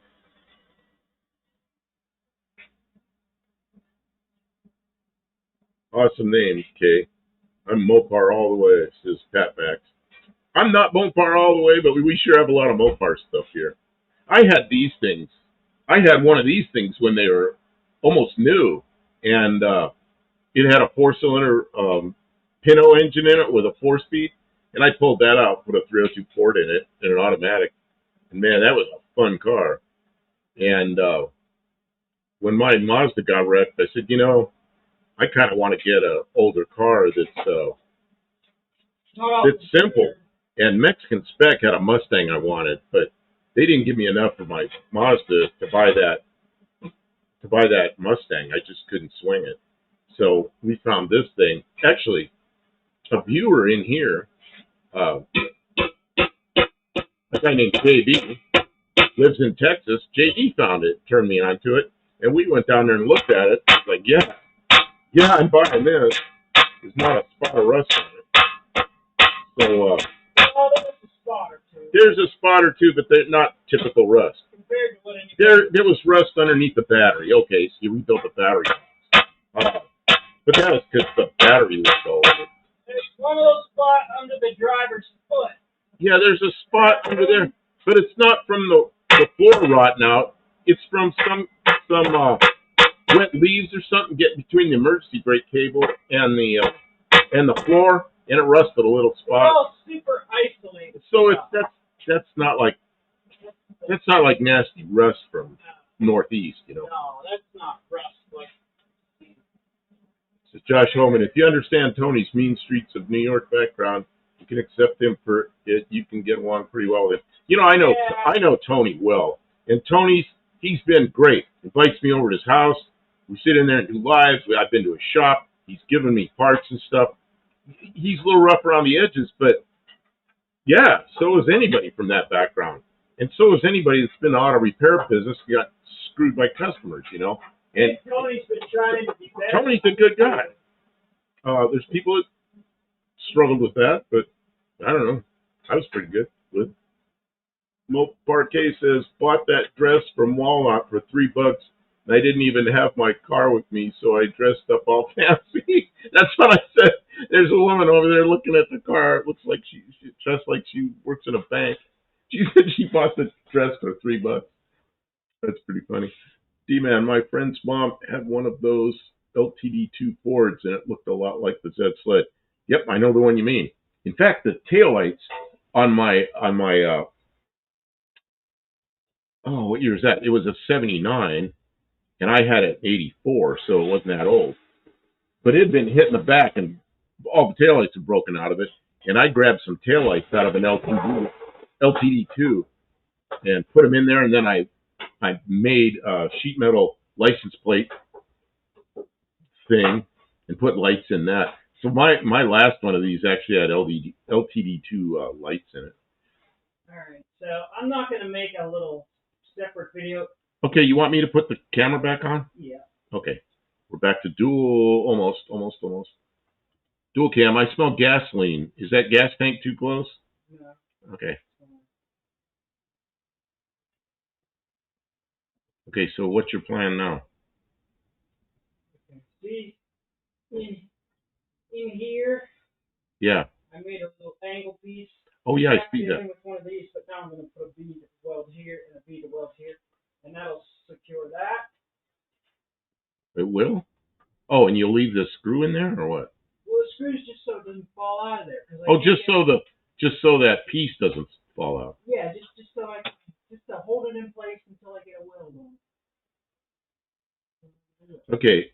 Mexican spec says These LTD welds look terrible. LTD2 lights wouldn't fit the Futura. The LTD would. Yeah, whatever it was. It was an old police car. That was probably an LTD. It was a small LTD, the Fox body LTD. I pulled whatever that thing is. I pulled those taillights out and put it in there. And they didn't look right, but they were okay. They worked. I wouldn't do that again. I did it because I needed a set of taillights, and I had them. Won't be long. Will anyone be camping at the No Name Nationals? Oh yeah, there's camping at the No Name Nationals. There's always people camping there, and it's set up for that. There's showers. There's there's a couple showers. There's a couple of showers. Not great, but it's good. There's a couple of showers. It's a lot of people camp there. We don't. We go. I like my. I don't know. It's a small enough event that it's not bad to camp at the track. They are fine with it. They like, people are. Yeah, and Mopar K says camping, that's a negative if you want for us. I refuse to be exhausted, then try to make the kids comfortable in a tent. Yeah, I can't see that happening with the kids. No. Kevin Smith if you have a camper, maybe, or if you just really easy. Let me see. They're all talking about this LTD2 and LTD. You know what I'm going to do? That's gotta be tough. I'm going to look to see what the hell I'm talking about here. All right, I'm going to see if I can get this to go. I got to get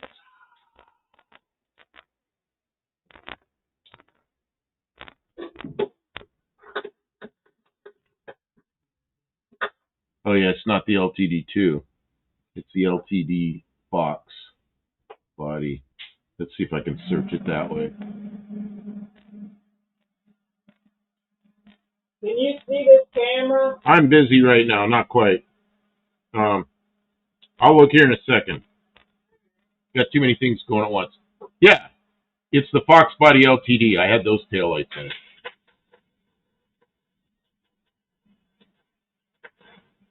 Yes, we can see you.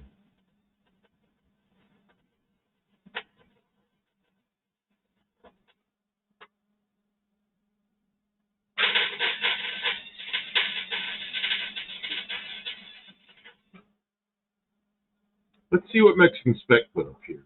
What did Mexican Spec put up here?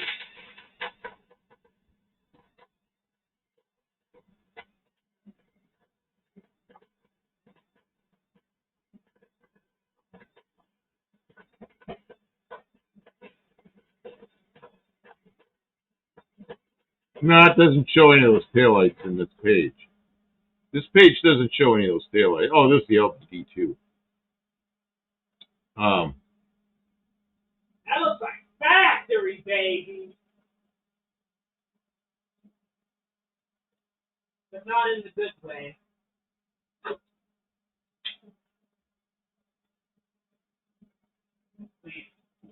Maybe I can get a little more to try. You can turn this off.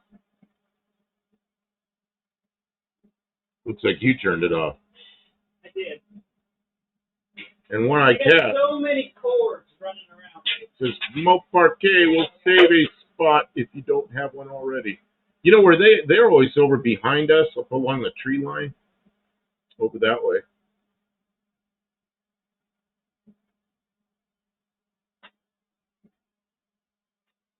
LTD family of fine cars. I don't know what years those were. Those are like early 80s LTDs that were. I searched LTD Fox body, and it came right up with those taillights.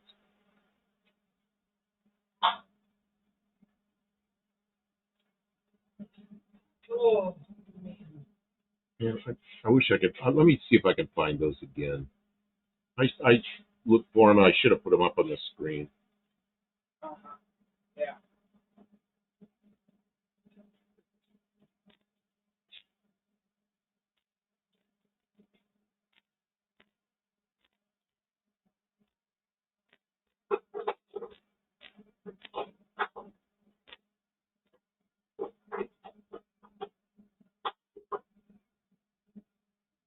Okay. Now I just got to get me back to. I'm trying to figure out how to do this. I know how to do it. It's just taking me a minute. So I don't really have to figure out how to do it. I just have to do it. Yeah, see that right there above my head? And it's like, it was like a police car like that. That gray one right above my head there, that's the lights I had on my last one of these things. What was that thing? Fairmont Futura. Oh, that looks like a Mustang. Yeah, these are the taillights I had on my last one. Those right there. Okay, so now I'll come back to those.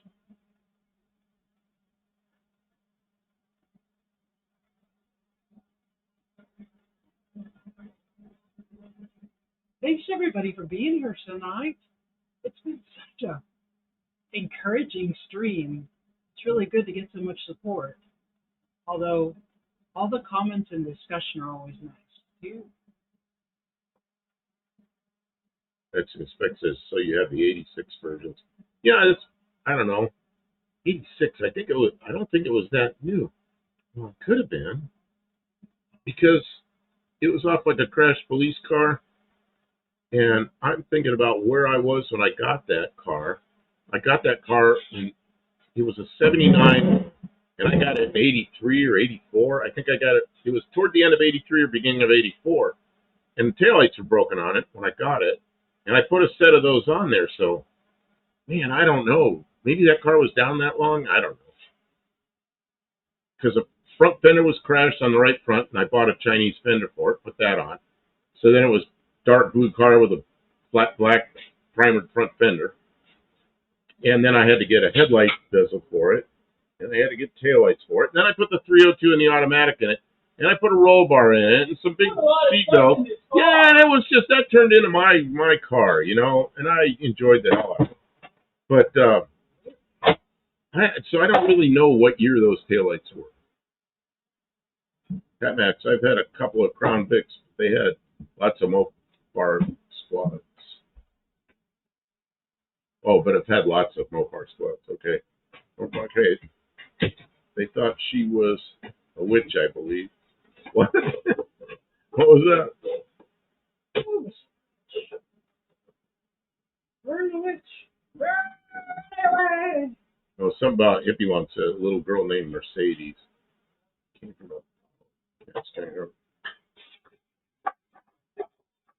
Mercedes, that was what Mr. Benz's daughter's name, which is why we have Mercedes-Benz today. Well, Mopar K says, we watch your videos, Kim. Mopar K watches my videos. Texas Ray. Okay, so I see 1985 was the first year for the more rounded version. Then 84 version was more square and flat. I'm not sure. Let me look at that again. I'm not sure.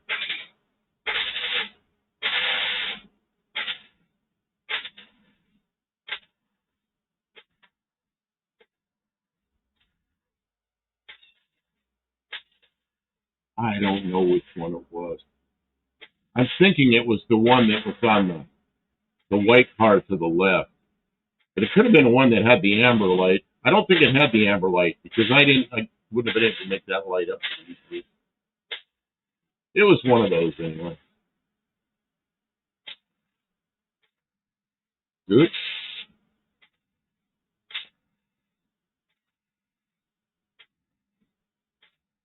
Very cool. What?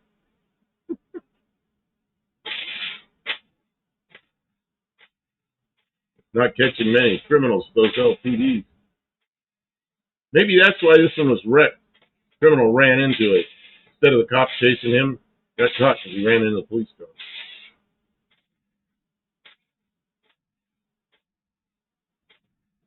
Well, back then, in 1984, which is what I think it was, when I got that car, I went to the Ford dealer to get one of those taillights. And I remember it was $329. And that was in 1984, and I about crashed. So I went to the junkyard and I got those lights off a police car. And I thought, oh, those will work. I had to make some mounts and some stuff to make them work, but they worked. And then I took some sheet metal and made a license plate mount. I made it so it was all tunneled in. It was pretty cool looking.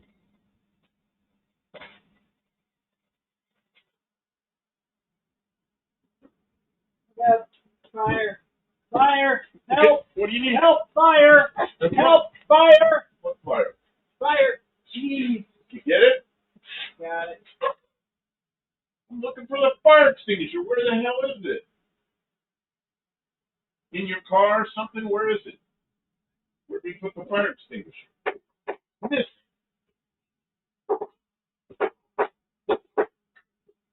Good. Thank you. Took the fire extinguisher somewhere. That's bad. All right. I'm done. Okay. And I'm looking for a fire extinguisher. I'm up there grabbing for it, and I almost grabbed a can of paint because it's where the fire extinguisher goes.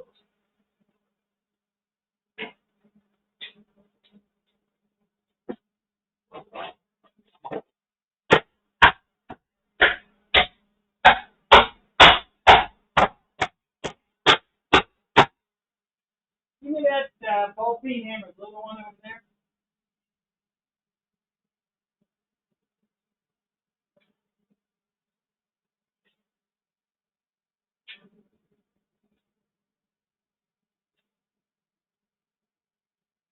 I took it out.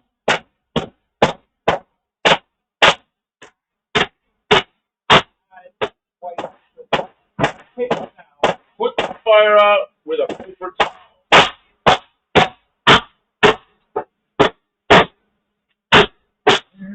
Yeah, it's a fire extinguisher. No one did.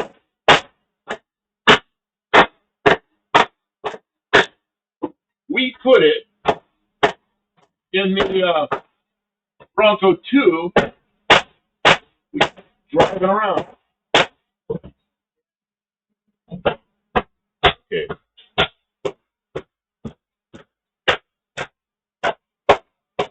Well, here, and up right here. Yeah. It's on fire. You can spray some soap on it.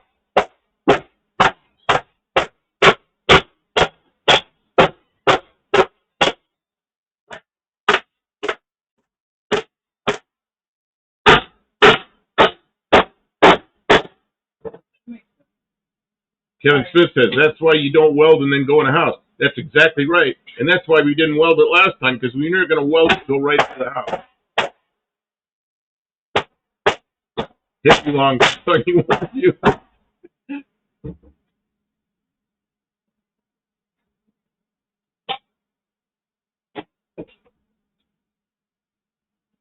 Hippie long, warn you up.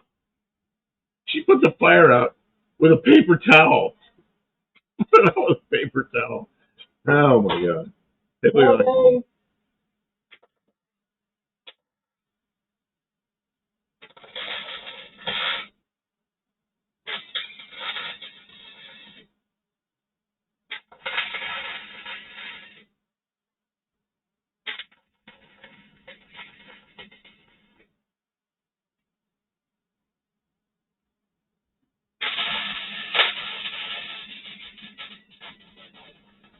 Kevin says, no extinguishers in your cars.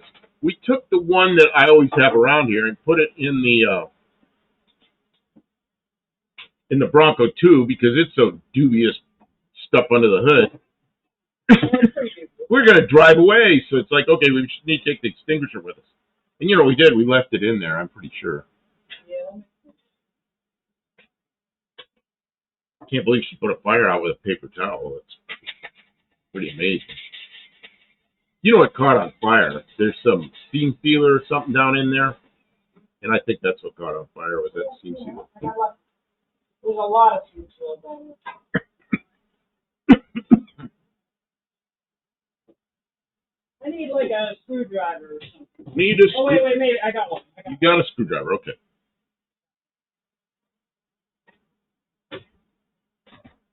right, I'm gonna set the camera. Yeah, I should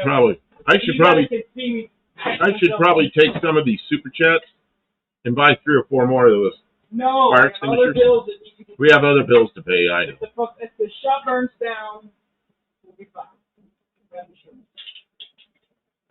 Yeah, there's a spray bottle up there now that has we're good. simple green and mostly water. You said you were on fire.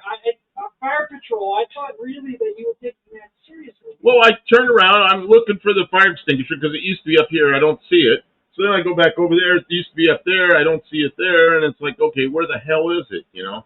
I'm trying to figure it out. Yeah, you're supposed to be a little more prepared in advance. A little more prepared than I wonder where the fire extinguisher is. Yeah, I know. And then I reach up there. It's an orange thing. I reach up there to grab it. And the orange thing's a can of paint. Well, no, we're not spraying that on the fire. I don't know. Now I look like an idiot. Well, Pat Madsen, don't accidentally grab the thinner spray bottle. You know, we got one over there, a spray bottle that's full of alcohol. Yeah, I wouldn't grab that one. That'd be bad. Yeah, that'd also be bad. I wonder if maybe I should grab the other lens again. Yeah. Yeah, this is going to be too far away.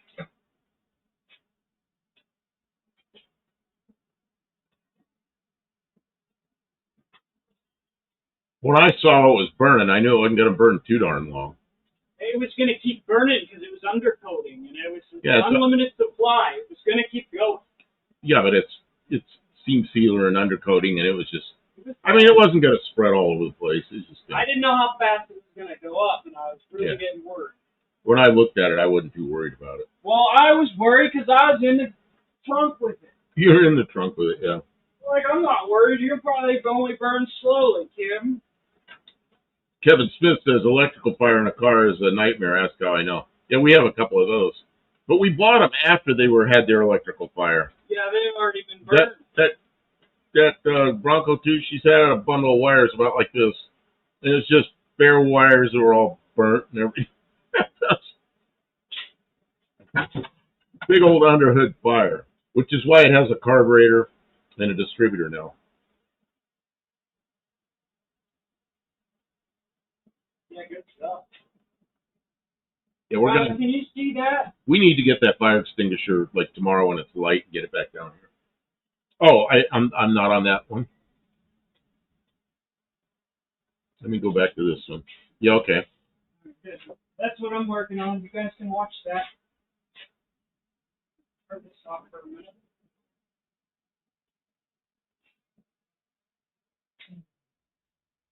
Oh, good. Pete's Custom Car Shop. I love your live stream. Thanks for having me. Got a sleepy sleep. Come here to watch a car. He's a hard-working guy. Come here to watch a car burn down. Don't have fires in your shop. Have the fire extinguishers handy. Yeah. We're advisors here. Trying to burn your down. Kevin Smith says we lost our first cabinet shop from oily linseed oil rags laying around. Those are dangerous. Those are bad news. People didn't know that was a thing. Spontaneous combustion.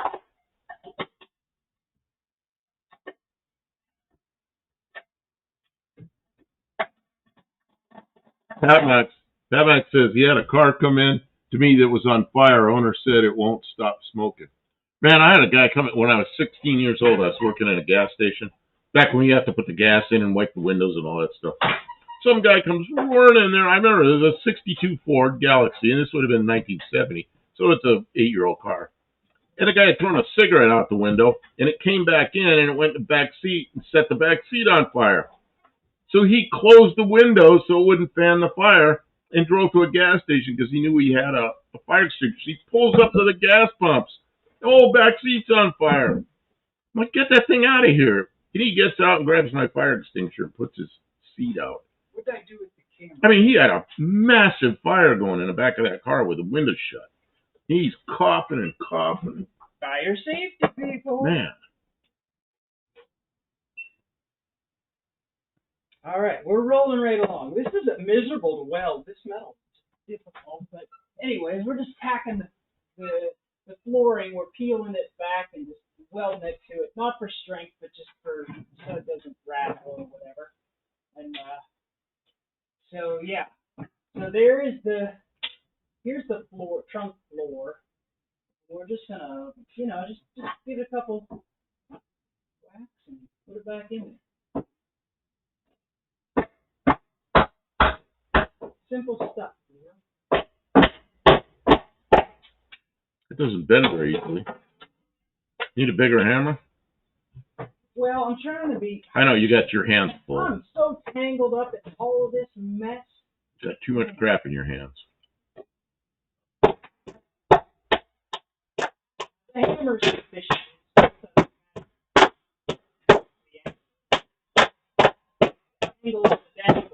So the shock tower is welded to the frame, and that's the trunk floor that she's bending back over there. Yeah, it's just cosmetic, sort of. So nothing falls through. Hopefully no water can leak in and out.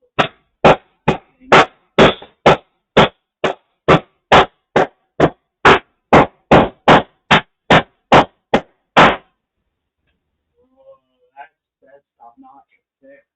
It looks like a little fire right here, but it just burned off the undercut, so we're good. They can't see a thing because I got the thing aimed at them.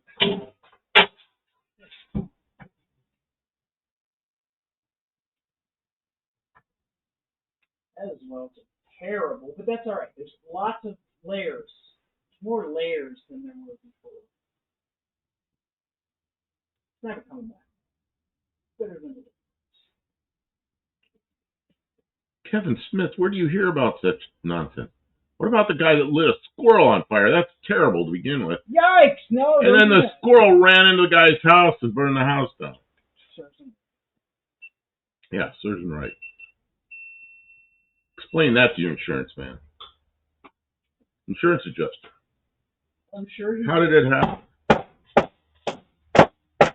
That's the story.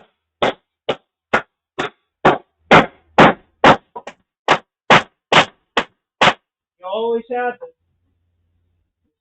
the story about the squirrel that burned your house.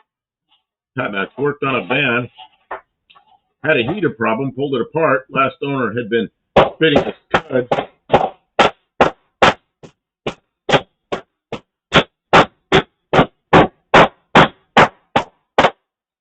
Last owner had been spitting his cud in the defroster vents. Ew. It was a gross, nasty inside heater box. You know, we had a Chevy van at work that I used to take care of that Chevy van, and we drove it out to the test site every day. Well, then I ended up having to go somewhere else, and some other guy used that Chevy van, and he was driving it back and forth. But then I got it back. When I got it back, that jerk would eat sunflower seeds and just spit the sunflower seeds out, and the whole speedometer and everything is covered with stuck sunflower seeds. Like, what's wrong with you?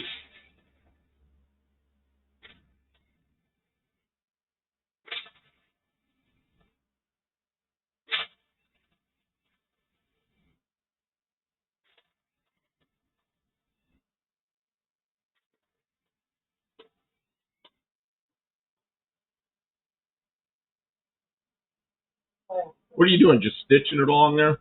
Yeah, that's good. That's just the front floor. If that's stitched on there, it's good.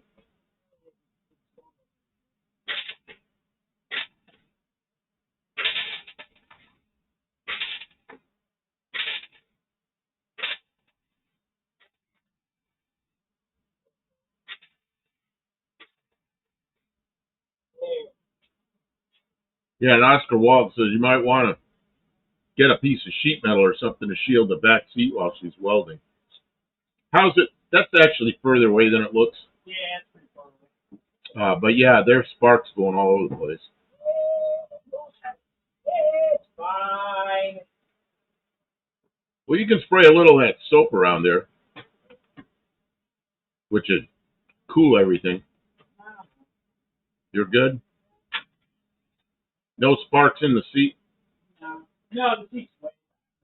Yeah, I know. When I was all worried about it until I went up there and looked at it, and I went, oh yeah, that's further away than I thought it was. But sparks we're flying some distance, so.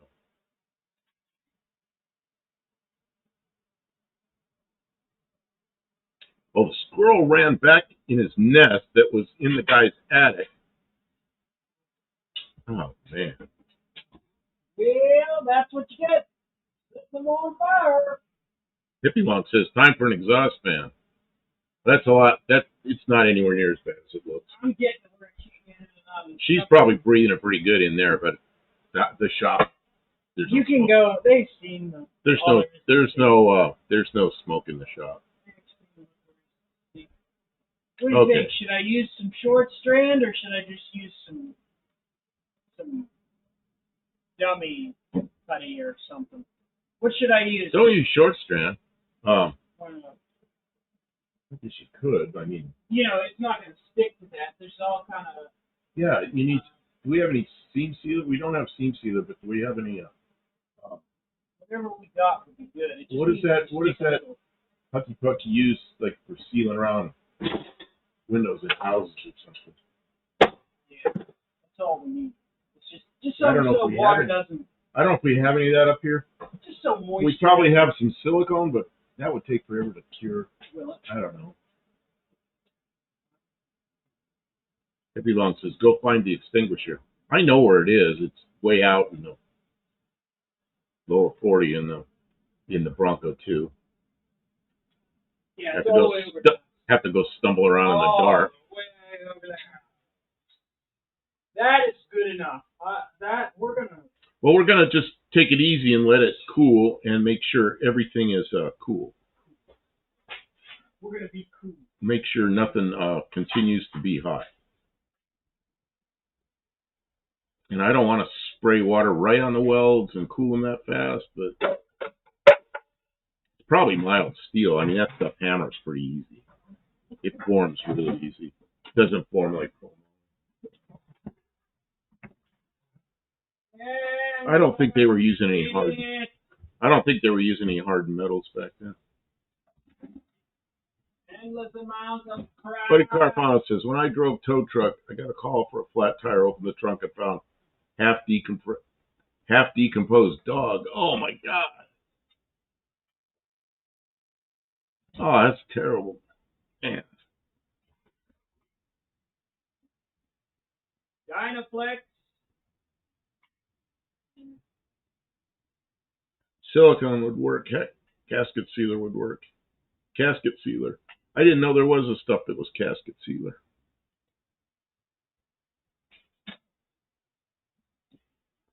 I mean, we got all kinds of tubes of stuff. I don't know. She's over there digging in the tubes of stuff cabinet. Oh, adhesive black silicone sealant. Adhesive black silicone sealant. That might be perfect. That might be perfect. And then again, black. That's a good start.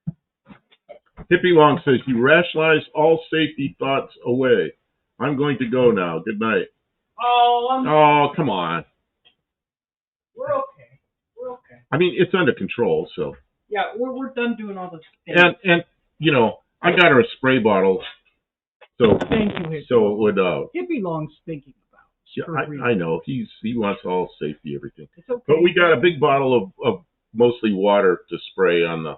When I saw what the fire was, I was not so concerned with it. I knew it wasn't going to go very far. Yeah, I made it out to be worse. You made it out to be a lot worse than it was. I mean, it did stop, but it was not. When she put the fire out with a paper towel, you can imagine it wasn't real big. I got the exhaust door. And Kevin Smith says spray undercoating over it. That will hide it. I'm not sure we have any. I don't think we have any undercoating. Surely we have some undercoating somewhere. I got some truck bed liner. Is that the same? Oh, truck bed liner would work. Hell yeah.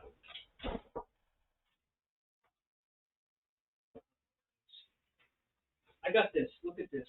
I think this is the stuff. I got Permatex. Oh, upside down. Black silicone adhesive sealant. It's already opened, so you know it's not going to last much longer. Is it? Yeah. It's soft. It's soft and so many times that stuff's already open. Well, that's why I'm suggesting it, because it's already opened. so you know it's not going to last put it in long. there and just smear it around there, and it'll be like seam sealer. It'll be fine. Ream it back open. Hippie won't get upset with us. I'm sorry. Did we drive me away? I don't know. I'm not going to go look for that fire extinguisher out in the way out there. I mean, when we've got water and and when I saw what the issue was, it wasn't a big deal. You know? he's just looking out. He doesn't want us to burn ourselves.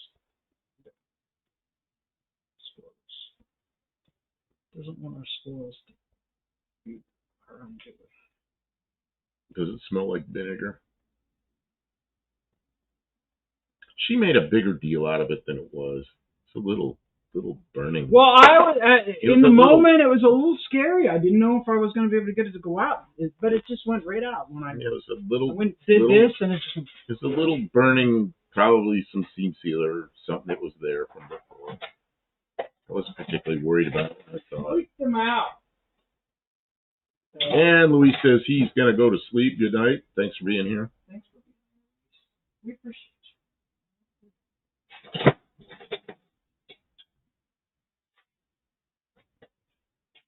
you. Here. Now. Good.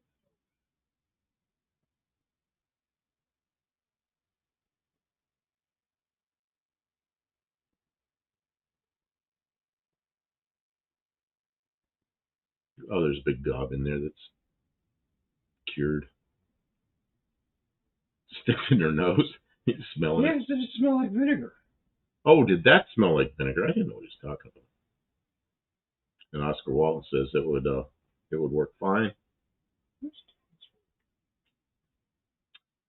Hat mats always stuff a screwed in RTV lid when done. Comes right out when needed. Yeah. Well, this one had a cap. Yeah, it had a cap on it. It's all soft in there. It's just near the just a cured little gob right there. Well, where it was exposed to air. Yep. But I'm going to be using all of this because it's goop. Dean Stevenson says, I was going to read it, and then he said message retracted. Because I was going to read it because I didn't know what the last word meant. But maybe the last word was a typo. I don't know.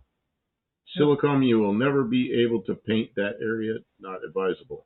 Oh, it's in the trunk. It's in the trunk, and under then the mat. And then the mat will go on top of it after it's cured. Here, I'll let them see. This camera is too hard to make it short. Just gonna get done.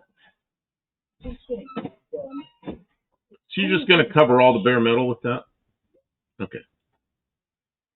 I'm just Because when it hardens at the end, just make a small hole on the top side. Okay.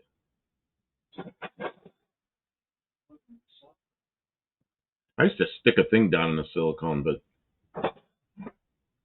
I don't. I've used sealer that smells like vinegar, says Barracuda. But we don't have seam sealer, but we've got. I want to see if you could find me one of those wooden. A wooden spatula. Mm-hmm. Okay. Yeah. I'll be back. One of those skims that we sometimes use. Now I know exactly what to do. But I need to get at it. There's not one. Well, there's a lot of stuff.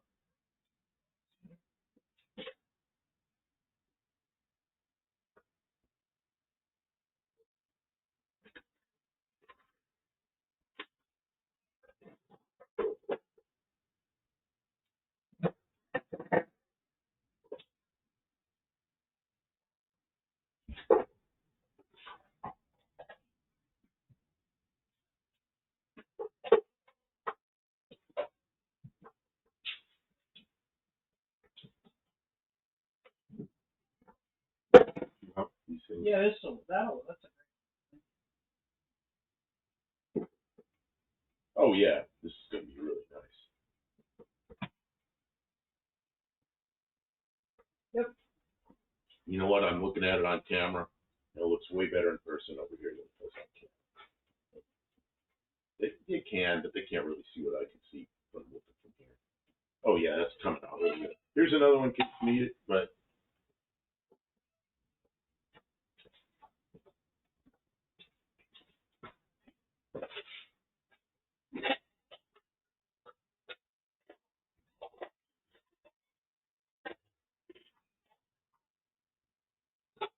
Pat Matt says seam sealer is overrated. This silicone works real good. How hot is that area that you're wiping that on? I can touch it. You can touch it, okay. So, oh, and then Kevin Smith said seam sealer promotes rust. I hate that stuff. Yeah, this will seal that right up. It'll be okay. I don't think this will promote any rust. There's not going to be a lot of water getting up in here anyways because of the way that this is shaped. This is just like so air and moisture doesn't get in. We drive underwater and it gets water in it. That's all. We're not going to drive underwater. Right. Buddy Carfallon says popsicle stick. You know what that is? That's a tongue depressor. Popsicle stick, tongue depressor. Make a tomato. I buy boxes and boxes, like boxes of 1,000 at a time of tongue depressors when I was doing fiberglass. Really good for mixing epoxy. And I used to bust the end off and make them square so I could get down in the cup and mix real well. But she's using the round end to make it round off the the radius and the edge there. It's turning out really good. Kevin Smith says it's going to be a mess if you ever have to weld it again. Yeah, that'll be a mess. Yeah, you're right. If I have to weld this again, I am going to be cursing the person who made Put the silicone there. Ungodly silicone. Like, what the hell did they smear? Well, then we will get in there with a fire extinguisher and set it on fire. Yeah, I might have to just burn the whole thing. I can't believe Hippie One got so upset with I'm sorry. for not using proper safety equipment. Oscar Walton says I've used liquid nails before. It's paintable and adds structure. And he laughs. Like liquid nails would add structure. I had liquid nails, but this was already open. Very Cuda. How can a tongue feel depressed? You wouldn't want to stick that in your mouth after the silicone's been on it. I've had all kinds of crap get in my mouth. I can't ever remember getting silicone sealer in my mouth. I just thought about that. I have no idea what it tastes like, and I don't want to know. I know so many mechanics that taste fluids to see what they are. What's leaking? And you put it in their mouth. It's like, are you kidding me? Yeah.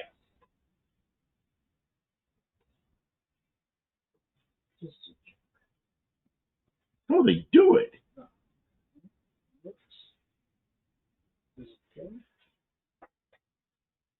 Oh, it's already the next day here.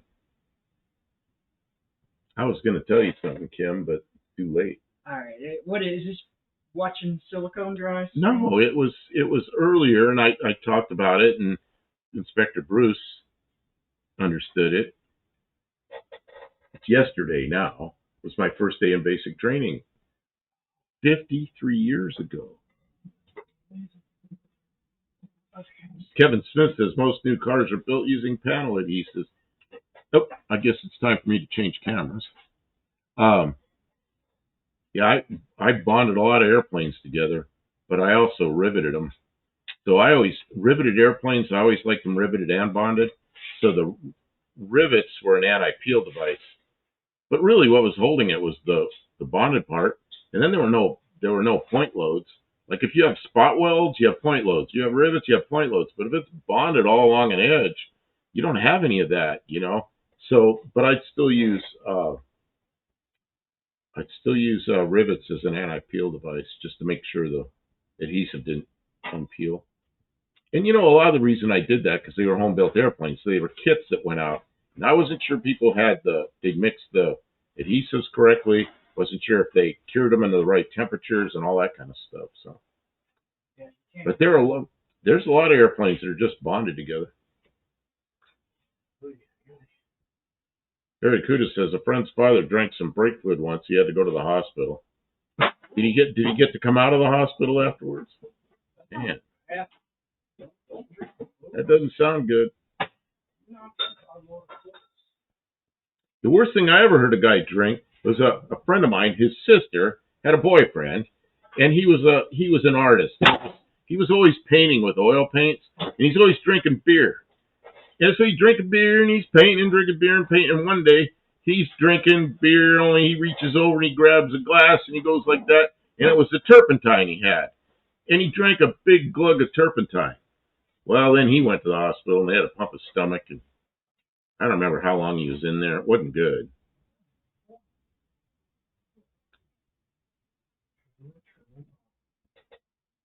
But we were laughing at her stupid boyfriend.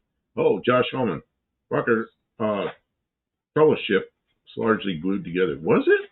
Man, that airplane first flew like, what, 1955 or 56 or something? Wow, I didn't know that. If it's castor oil, it's high boiling point. Okay.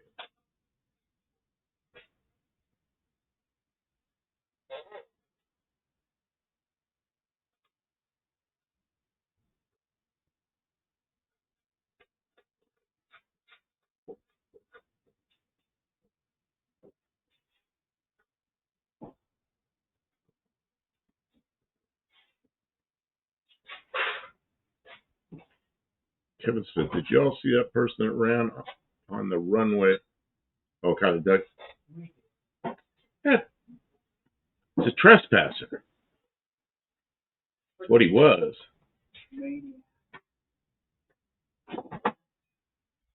Well, and the bad thing about that is 3 guys in the airplane got up, pushed 2 flight attendants out of the way that were trying to get him to sit down, and they blew the door open, which pushed the slide down. They tried to go down there, ruined the slide for everybody else to use. I hope those guys end up in prison, is what I hope. Yeah, grown men panic. You know, they made it so there's 6 exits on that airplane, and they made it so one of them was disabled, and they assaulted 2 flight crew members. That is bad, you know. And the pilots have to go through a checklist before they pop those exits. And the reason is because they got to get the engine shut down. They got to, if it's nighttime, they got to have some lights out there. They've got to do that before they open the slide. Have to shut the engines down. And you have to go through the checklist. Well, and then once somebody pops a door, they're on the runway and they're committed. So now they announce to the tower that they've got they're evacuating the aircraft on the runway. And they had the fire put out. I get so mad just thinking about it. Those 3 guys, I hope they spent a lot of years in prison, and I hope they make an example out of them. You know, you don't assault flight crew members, and you don't open doors when you're not supposed to. Jackasses. Man, it just sets my anger off, obviously. After Walton, make them pay for the damage to boot.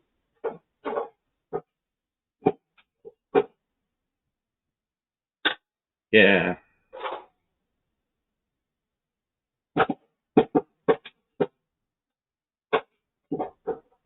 You don't assault flight crew members.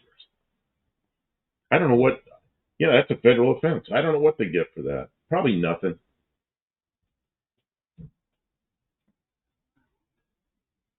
That's inspect. Where is decent respect on in society? Well, they panicked because the flame. Oh, they saw an engine fire way out there in an engine, and they pulled the fire handles and got the engine fire put out. But stupid people, extremely stupid people. Panicked people do panicked people things. Well, they belong in. I hope they spend some time behind bars thinking about it, and I hope they show the whole world what happens when you do that. Make an example out of them. I don't know. I've been around big airplanes. There's procedures and and checklists for reasons, so people don't get hurt. The worst of it is 3 grown men Grown men ahead of the line to get out first. Like, man, what a just baby. 3 grown men shove some flight attendants out of the way To save themselves first. What kind of injuries they get? They break their legs jumping out of an airplane? They when they went down, they didn't get the slide inflated properly, and they went down the slide and they ripped the slide. I think they ripped it. They made it so it was unusable for anybody else. I don't know if they got hurt when they hit the ground.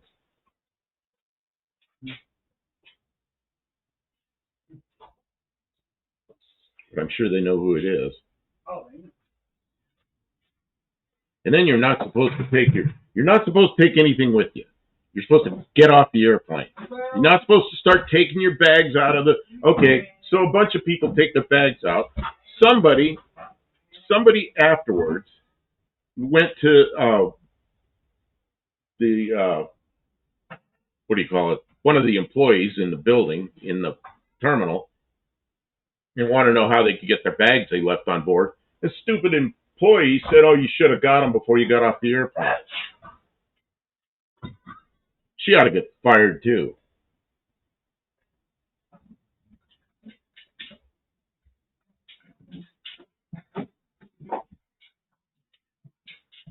Because you're not supposed to, never supposed to grab your stuff. You're supposed to be able to get one of those airplanes. No matter how many people are on it, I think it's 90 seconds. What they have to I get them know off you're in 90 mad. seconds. It's more useful for you to be educational than it is to be. I know. I'm just saying. I mean, I know they messed up bad. 90 seconds to get off the airplane. Don't take your bags with you. And if you got medicine or something you got to have with you, when you get on the airplane, put it in your pocket, you know.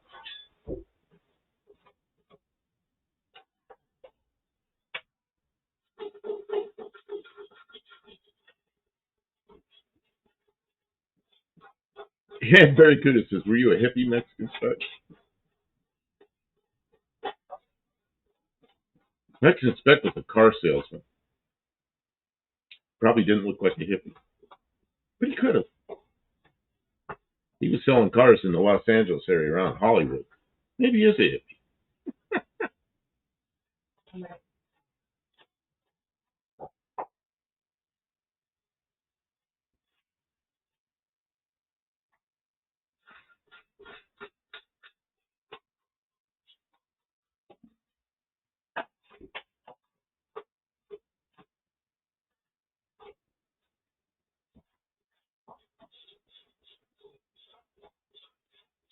Kevin Smith says no safety third when I come to aircraft.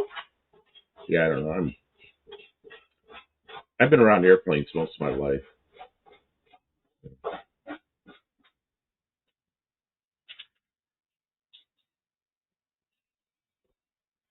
Kevin Smith says that's exactly why I'll never fly again.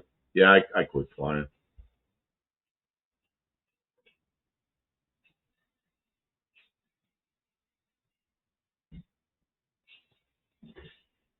Yeah, if you're ever in an airplane where there's an emergency and you think you're going to have to evacuate, but they tell you to sit still, sit still. So there's a reason for it. Well, they could have jumped right out and do a burning freaking engine. Yeah, that's another thing. There could have been a fire on the runway. They were just freaking out. Out. And it's up to the crew to decide which exits they're going to use because they know which engine shut down. They know where the fire is. They could have leaped out of that airplane right into a freaking fire on the runway. They didn't know what they were doing. They were just being stupid and what panicked. Does that smell? Oh, you painted under there. Yeah. Oh, I smell the paint. I just blasted some Rust-Oleum under there to cover everything up. I brushed all the welds with a wire brush so it would adhere to the, So we've got to wait for the silicone to cure for tomorrow. Yeah. And then the paint will be dry by then. Yeah. So all we got to do is put the shock absorber back in it, put the wheels on it. It's ready to go. Right?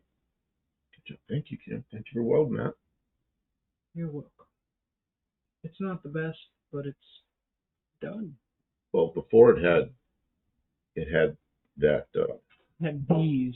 it had what, 4 of those and a They're like dollar store hardware. And that thing. and this thing scabbed into it, holding it in place. Yeah, or get sucked through an engine. Yeah, they already had one guy sucked through an engine. Yeah, if you come out, the slide they came out, I don't know which side it was on, the guys that blew the slide. But if they came out in front of that engine, which is where they would have come out, and that engine was still running, they would have gone into the engine, you know? They just Kevin Smith, I never was like a grown man, you know. I never was a hippie. Mom kept us in butch cuts, and I don't know I was going bald till I let my hair grow. Yeah, my mother used to cut all her hair off, and then we decided we wanted a little longer, so she'd leave it a little bit longer on top, but mostly she just, buzz cut it. That's what they did in the early 60s, late 50s, early 60s. I'm going to see if What did they call it? They called it a crew cut. Find a battery. You just cut it all off. See if I can find a battery for this.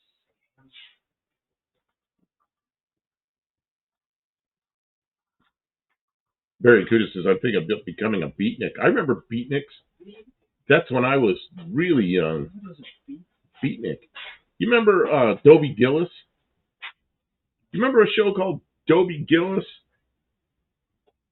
And Dobie Gillis had a friend named Maynard. Maynard was a beatnik. And Maynard later became Gilligan in another show. Bob Denver. Is that Bob Denver? Yeah, he played... Okay, I'm recording. Okay. All right, so we've got, I just blasted this all with some Rust-Oleum. I used a brush, a wire brush real quick to get all the dust and the weld smoke off of there. And I just blasted it with some Rust-Oleum. It's just black, that's what I have handy. I still need to reinstall the rubber stop that goes in here. Goes right here. But I'll do that when this is all dry, because I'm going to put some grease on there to get it pop in. And then I think we'll be ready to put it back together. You know? It'll last another, 40 years or 40,000 miles, whichever comes first. Whichever comes last, who cares? But get us there.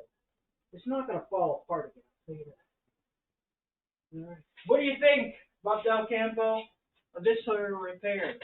Oh, I think it looks really good. All right. And then we've got some silicone all gooped around here. Good enough. Then we'll put the shock back in and the rubber mount back in, and we'll be good. All right. Well, that's the end of this video. So we got to close it up. Well, we're closing up the video. Well, all all we've got to do is put the wheels back on this. Oh, put the shock on. Put the wheels back on the car, and boom, take it down the road 70 miles an hour. See how it is. Hit some bumps. Oh, you know what? I got to check this shock and see if this shock's any good. Okay, well, probably is. I mean, they're the same shocks on both sides. But yeah, but if this one's blown out, that would explain why the other one had a bunch of extra stress. Well, it wasn't welded right. Yeah.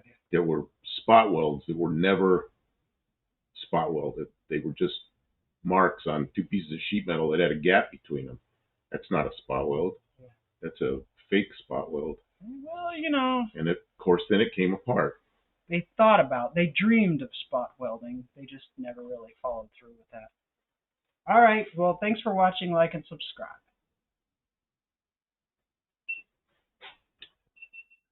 I was in the barber chair every week. And Oscar Walt says, I've seen that show, but it was a rerun in the 80s. Man, I haven't seen that show. I think I saw like a little snippet of that show on YouTube or something, maybe once, but I haven't seen it. I haven't seen a whole Dobie Gillis show since whatever it was, 1960 or something.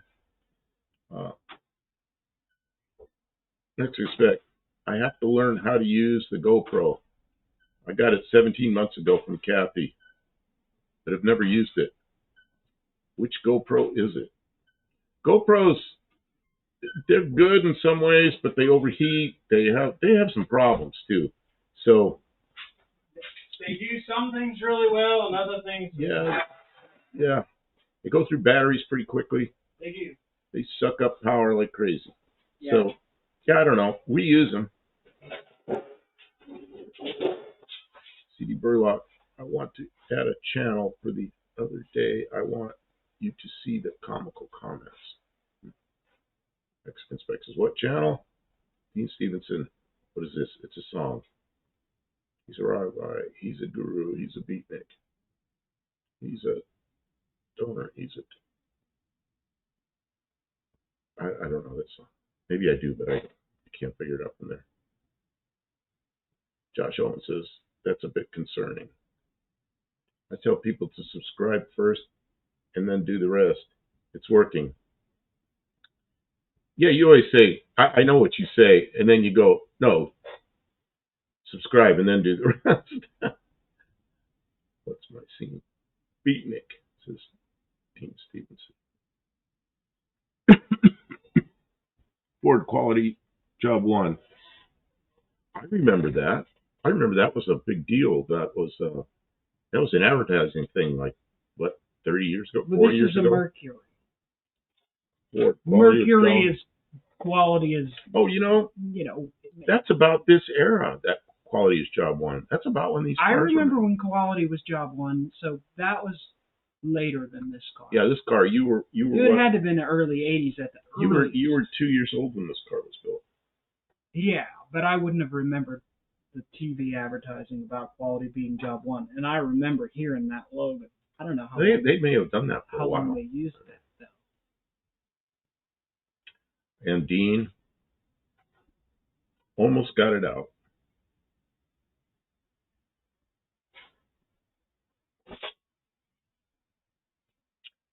Beat it. Mexican Spec put into his beat it.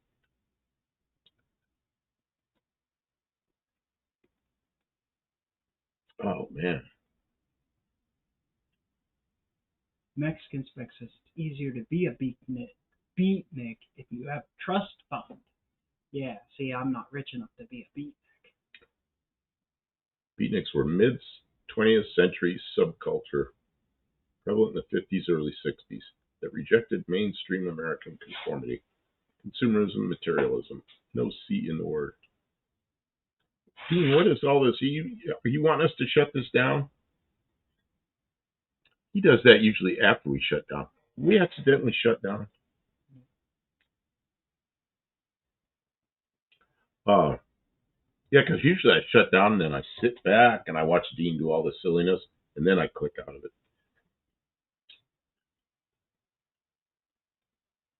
Yeah, family of fine cars. Yeah, this one. See, my last one was a Ford, and it didn't have a little extra logo on the dash. And this one has a little extra logo on the dash because it's a Mercury. And it says Ride Engineered. So this one's Ride Engineered. Oh, and they left that unwelded. That's its Ride Engineering. Yeah. They engineered it, but they didn't actually build it. They engineered it to be welded. They thought welded. about it a lot. They engineered it to be welded, but they didn't weld it right. Yeah.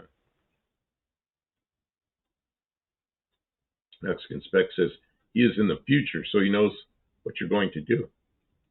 Yeah, when we started this, he was already in tomorrow. Now we're in the same day.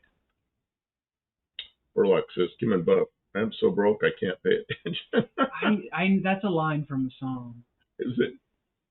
Yeah, who is that fella? I'm so broke I can't pay attention. The name of the game is hurry up and wait. Dun, dun, dun, dun, Hey, look at this. Some Canadian. I got a new one of these. You know what this is for? This is for that new angle grinder you bought. We've never used. It was very cheap. We've never used it. That was a cheap angle grinder. Yeah. It's very much like the first one. Yeah, they're cheap. I have not used that angle grinder yet. Yeah. You're not missing nothing. It's just an angle grinder. I'll be using it a lot, probably, on the back of that, on that whole thing that we welded up on the back of the Valiant. That thing. It looks pretty good. Yeah, did everybody see the thumbnail for this? The Valiant outside, away from the shop, looks pretty cool. I think it looks like a pickup truck. You know, when you're so close to it, you can't see it. I'm really looking forward to finishing that. Really needs paint. And painting it. Painting it. Yeah. Mexican Spec says, I'm in yesterday still. Yeah, he is. Should we go and buy? May 14th, my first day of basic training, you're still in it. Should we go and buy the primer sealer that you have to like put the activator in? Because that whole car needs shot. No, Primer sealer. no, that primer sealer I buy is a spray can. But it's expensive to buy in a can. Well, then we'll have to look to see what the stuff is we spray out of the sprayer. And then if you put the activator in it, you got to use it. Whatever you don't use, you got to get it out of the gun and get it clean, because it'll cure in the gun, and then you're going to ruin the gun. Well, that's why you use one of those Harbor Freight cans and you just So away. I'd almost rather use the spray stuff in the can, because we're going to end up using $100 worth of spray cans. no, the only place well, yeah, maybe. The spray cans are almost $20 a piece now. Oh yeah, they're $20 a piece. Yeah, we might use 100. Jesus, everything is so expensive. Well, if you go to the stores that have the automotive paint, you're gonna pay so much for paint. Well, like, do they sell primer sealer at the tractor store? They have paint. They have. You got to buy primer sealer, which is different than primer, and most people don't even know what you're talking about until you find it yourself or go to an automotive paint shop where they know. Oh, I like the Jim Backus show. God rest his soul. Yeah, Jim Backus is gone quite a while ago. Everybody from Gilligan's Island is gone, aren't they? I think so. Mr. Burlock says his bills are 150% of his income from when his brother died last August. I'm so sorry. I don't know how to advise you. You need to talk to some friends or neighbors or relatives or someone in your, local community and get some advice on what you can change. Because we're a little bit like that too. Maybe not quite that bad. Yeah, I think you're making a little bit of progress on some of your debt. I am making progress. Yeah, and my debt isn't that big, but it's Ginger's still around. Tina Louise. She's 92. 92. Wow. Yeah, you're right. I forgot about that. Because I know Marianne, who was, what was Marianne's name? I know she passed away a year or two ago. Yeah, Kevin Smith says probably $400 for enough sealer for that car. Really? Yeah, I bet it was at least that. $400. My friend Pete, all pissed off because he just painted his car and it turned out like crap, and he used an inexpensive paint. Yeah.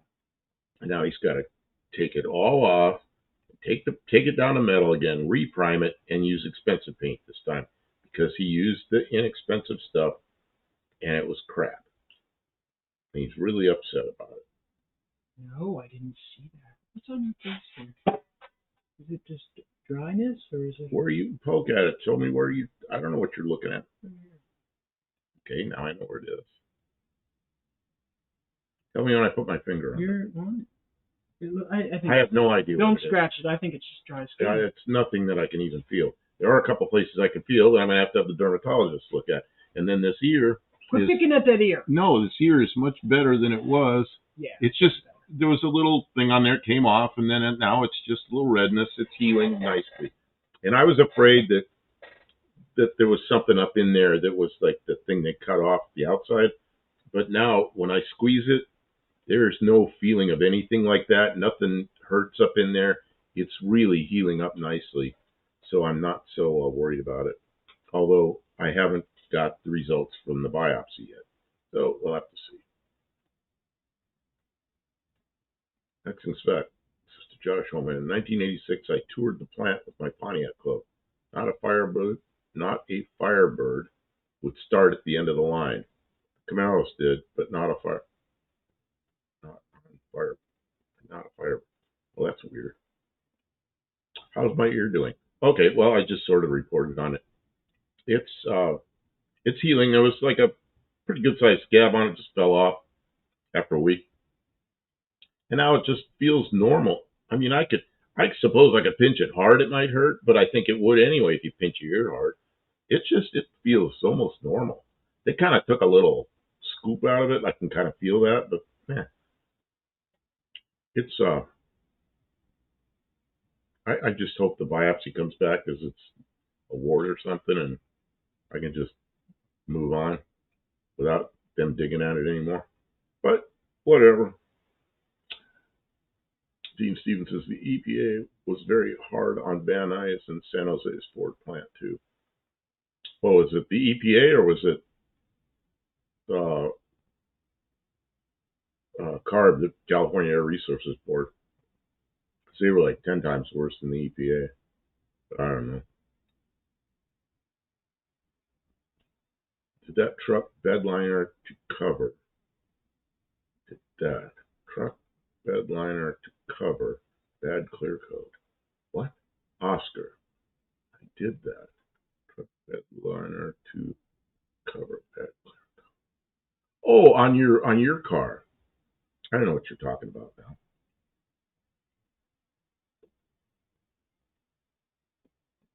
Pat Max, I saw it go by. He said it just started raining cats and dogs. My mother always used to say that. I always, when I was a little kid, look outside to see the cats and dogs. There weren't any.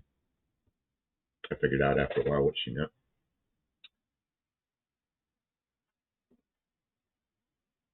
Yeah, Kevin Smith, no such thing as a cheap paint job anymore. I'm going to try to prove that wrong, but some people are going to disagree with me, but I'm going to try to prove that wrong.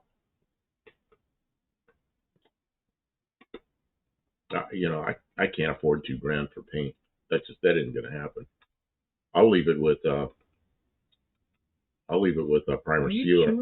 Yeah, I got a cough drop in my mouth. Oh, sorry. I'm trying to break my teeth with a cough drop. I'll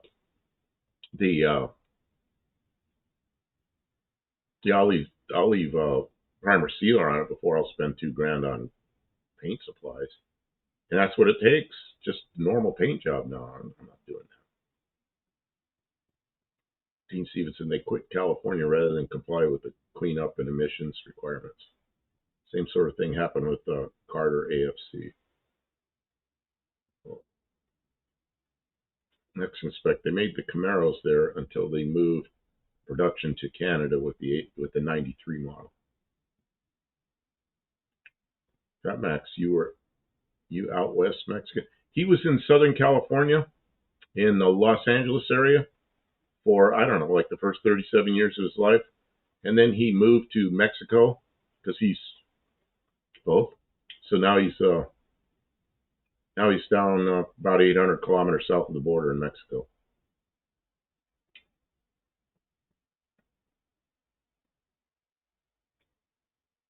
The St. Louis plant where they made Carter carbs was a fine site. Burlock says, Kevin, Mexican Spec says he can get a full 6-coat paint job for $1,500 US. Yeah, I mean, you can buy paint a lot cheaper in Mexico. And you know what I like about Mexico is it's kind of like the U.S. was like 40 or 50 years ago. You have craftsmen that work and they do nice work, and you can shop around and get the person you want to do the work, and it comes out good. He had some upholstery done that was like, man, I wish I could find people around here. Around here, they just want to sell you the Chinese upholstery and you install it yourself. No, I'm not interested in that. I found a guy in Nashville on a Facebook page that's doing upholstery like in his garage, and it looked really good. Yeah, I've seen. He does one thing at a time and sells it. Yep. And I'm like, so I've got his name and number. So it's like, yeah. So if I ever need something done, like in this car, there's, I don't know, save my money and get one seat done. I would like to put a set of bucket seats in this, but I want them the same color and I want them nice, you know. So, yeah, I'll find them at some point. I'll find a set of seats. These are still pretty nice, but I'd like a set of buckets that, so I can put a console in and so they can recline and then you'll be comfortable because you're not comfortable. And these are very upright. You're tall. It's just not a comfortable place for you to sit for very long. Oh, God, what? Scroll by too fast. Scroll by too fast. Mexican spec says to CD Burlock, that is what the last one cost. 7 coats, actually. 4 coats of color, 3 coats of clear. That max, I'm about 100 miles west of Chicago. We get too much rain, which we could send you some. 100 miles west of Chicago. Man, I know where that is. That's like on I-80. I-80 or I-90? I-80? He's eating sugarless cough drops. That's all we have. We get them at Walmart. We get bags and bags of them.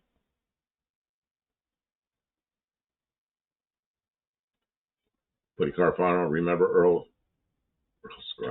Scheib, $99 paint job. Hey, worse than that, I'm old enough to remember his $29.95 paint job. And I used to hear about $19.95 paint jobs, but never saw one. But I knew about the $29.95. I remember he'd stand there on the commercial and go, we'll paint any car, any color for $29.95. And man, I saw some of those paint jobs, and they were a little rough, but Mako used to do cheap paint jobs too. Mako did some, but they were never that cheap. But that was, of course, a long time ago when $29.95 went a lot further. Mexican Spec says his Walmart doesn't have those cough drops. Well, we're lucky. Ours always does. Or almost always does. Who's this says this? Mexican Spec. Oh. You know, walking around with Mexican Spec in a Mexican Walmart, there are some things that are different, but it also looks a lot the same, you know. Oscar says Fox Body Mustang seats might be a good fit. It's hard to find a nice set, though. And people want to... It says Fox Body Mustang on it. People want money. Or they're completely wrecked. Or they're completely ruined, yeah. Oh, yeah, if I could find a set of Fox Body Mustang seats, yeah, I'd have them. But, yeah, I don't know. I'd love to find a set of those.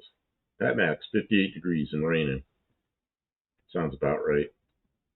Man, I've driven across there so many times, and I just really dislike going through the Chicago. Like one time, I was so sick of going through Chicago that I went way south, and I went through Champaign, Illinois, and then I cut up angle again to Quad Cities, just so I didn't have to go through Chicago. But it took a long time to do that. It was way out of the way, so I only did it once. That's bad to try to avoid Chicago, because Chicago's just not fun. It's just, you say Chicago, you know what I think of?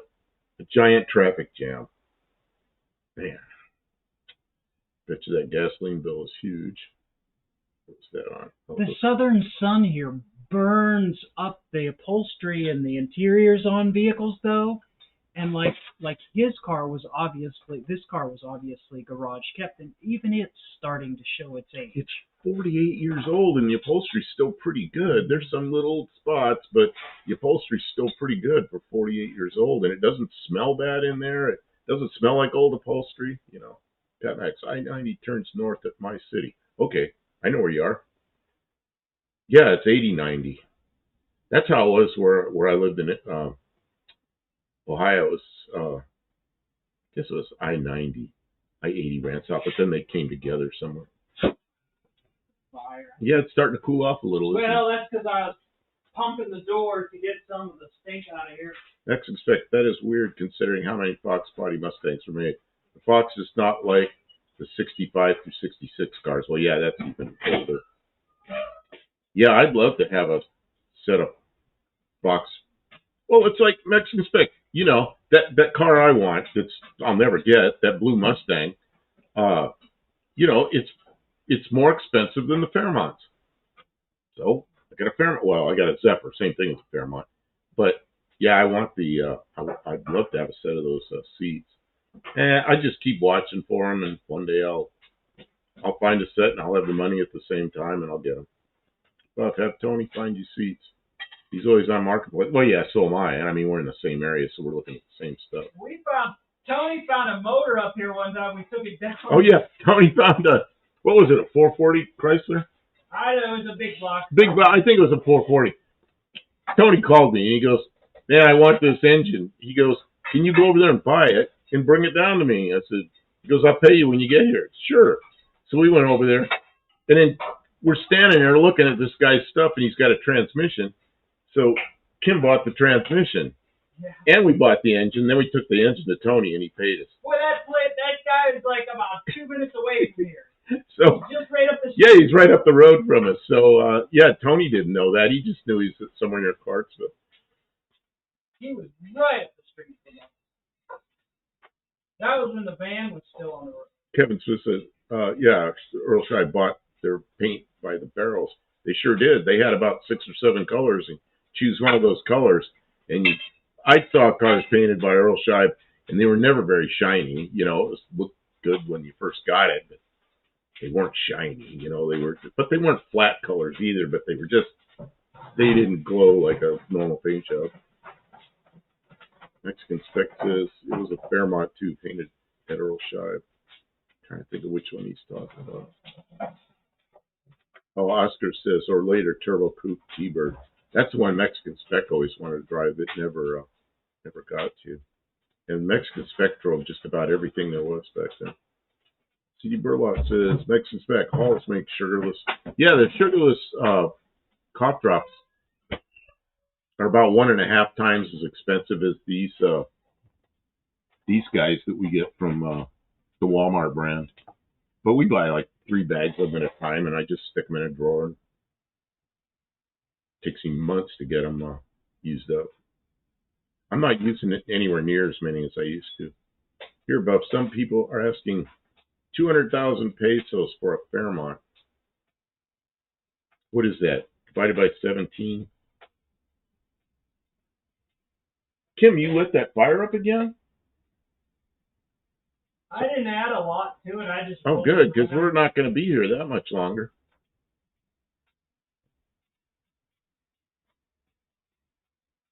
I heard a young guy doing work experience after school at a car painting shop. They told him to sand down the side of a car. He did, including the windows. What? I've seen people get too close to windows and get some sanding marks on the windows. Who did I just see? Yeah, I just saw one on YouTube where somebody did that. What were we watching? And they got sandpaper into the windows, into the glass. Who was that? Man. Mexican Spec says $5,800 US. Yeah, that's a lot for a Fairmont. Oh, I paid $5,000 for this one. I mean, if it's in really good shape. But it was $5,000 for this, but it was more than double that for that blue Mustang. I really wanted that blue Mustang, but I couldn't do it. Wish I could have done it. I'd have it.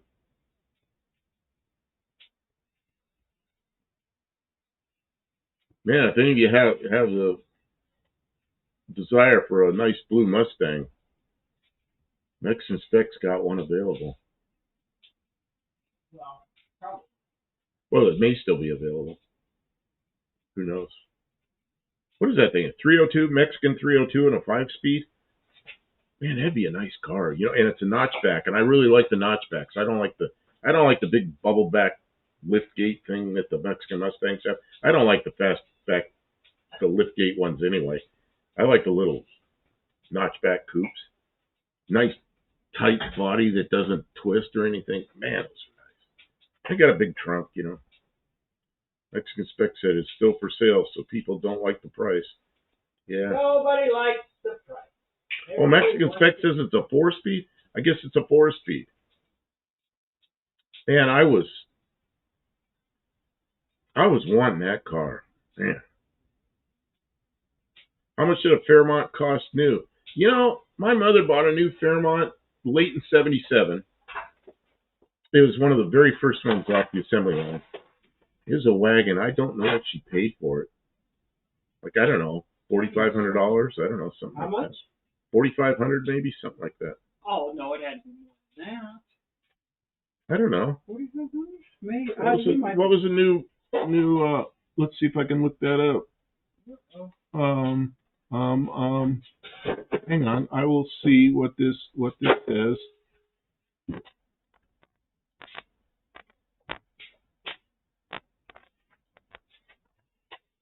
Oh, I'm tired.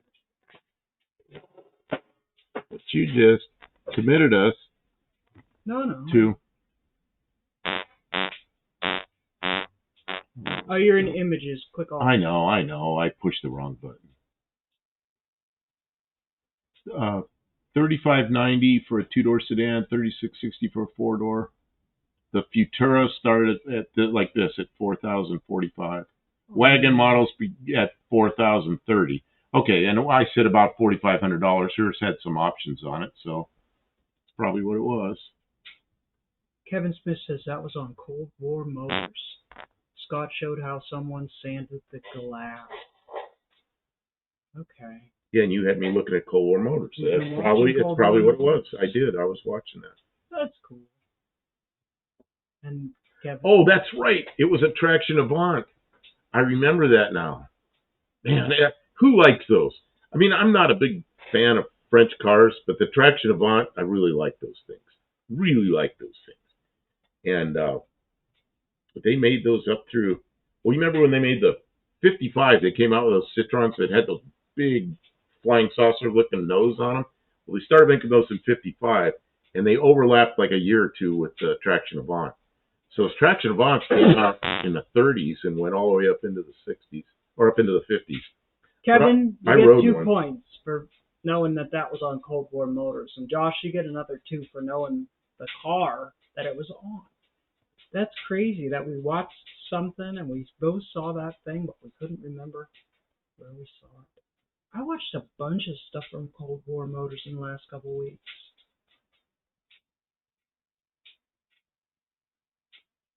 Sounds like Buff farting. Oh no, that's me bumping the table. Oh, you're bumping the table. Okay. Sorry. Man, how do you know what I sound like when I'm farting?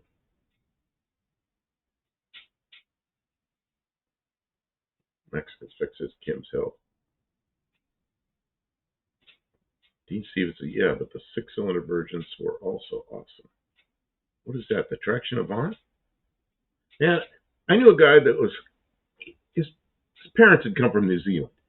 So after high school, he went to New Zealand.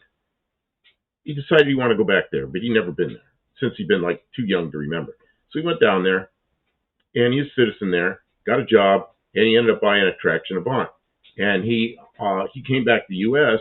and brought it back up here. And he gave me a ride home one day, and we were working in the same radiator shop. And he gave me a ride home one day, and it's right-hand drive. So he's sitting over there, and we're in the U.S., going down U.S. roads. And I'm sitting over on the left-hand side, should have a steering wheel. But no, I have a glove compartment box in front of me. And, the door just opens like a door. And this is like a 1950 or 51 or something. And it was a nice car. It was really good. And so he found one that was in good shape. And it was kind of fun riding that thing. But it's an early unibody. They did a real nice job on the unibody. It's kind of a nice car, But don't ask a question you don't want the answer to. What did I ask? I don't know. What do your farts sound like? Oh, that question. Oscar says the sad part is the glass is near impossible to find. Well, the good thing is it's flat. I don't think it's curved glass, so you might be able to get it made. I don't know if they still do that. The glass shops used to make glass for me all the time that was flat, but now the 63 Plymouth, I needed a glass for that for the side, and it was not. It was a 2-door hardtop, without the post, and it was flat. And the guy says, I can't do it because it's got a hole in it. He goes, I can't drill a hole. I said, okay. So I had to buy, and this is in the 70s, the 63 Plymouth. I was still able to buy a new piece of glass. But it was a little bit expensive because it had a hole in it. It's called, it says, Dean Stevens, what year's your RAV4? Next spec on my road trip, I found Takis I could eat that taste like Cool Ranch Doritos. Of course, they don't sell it here where I live. Have to order it online. Next time you go there, bring a baggage that you can check through on the airline and fill it with them.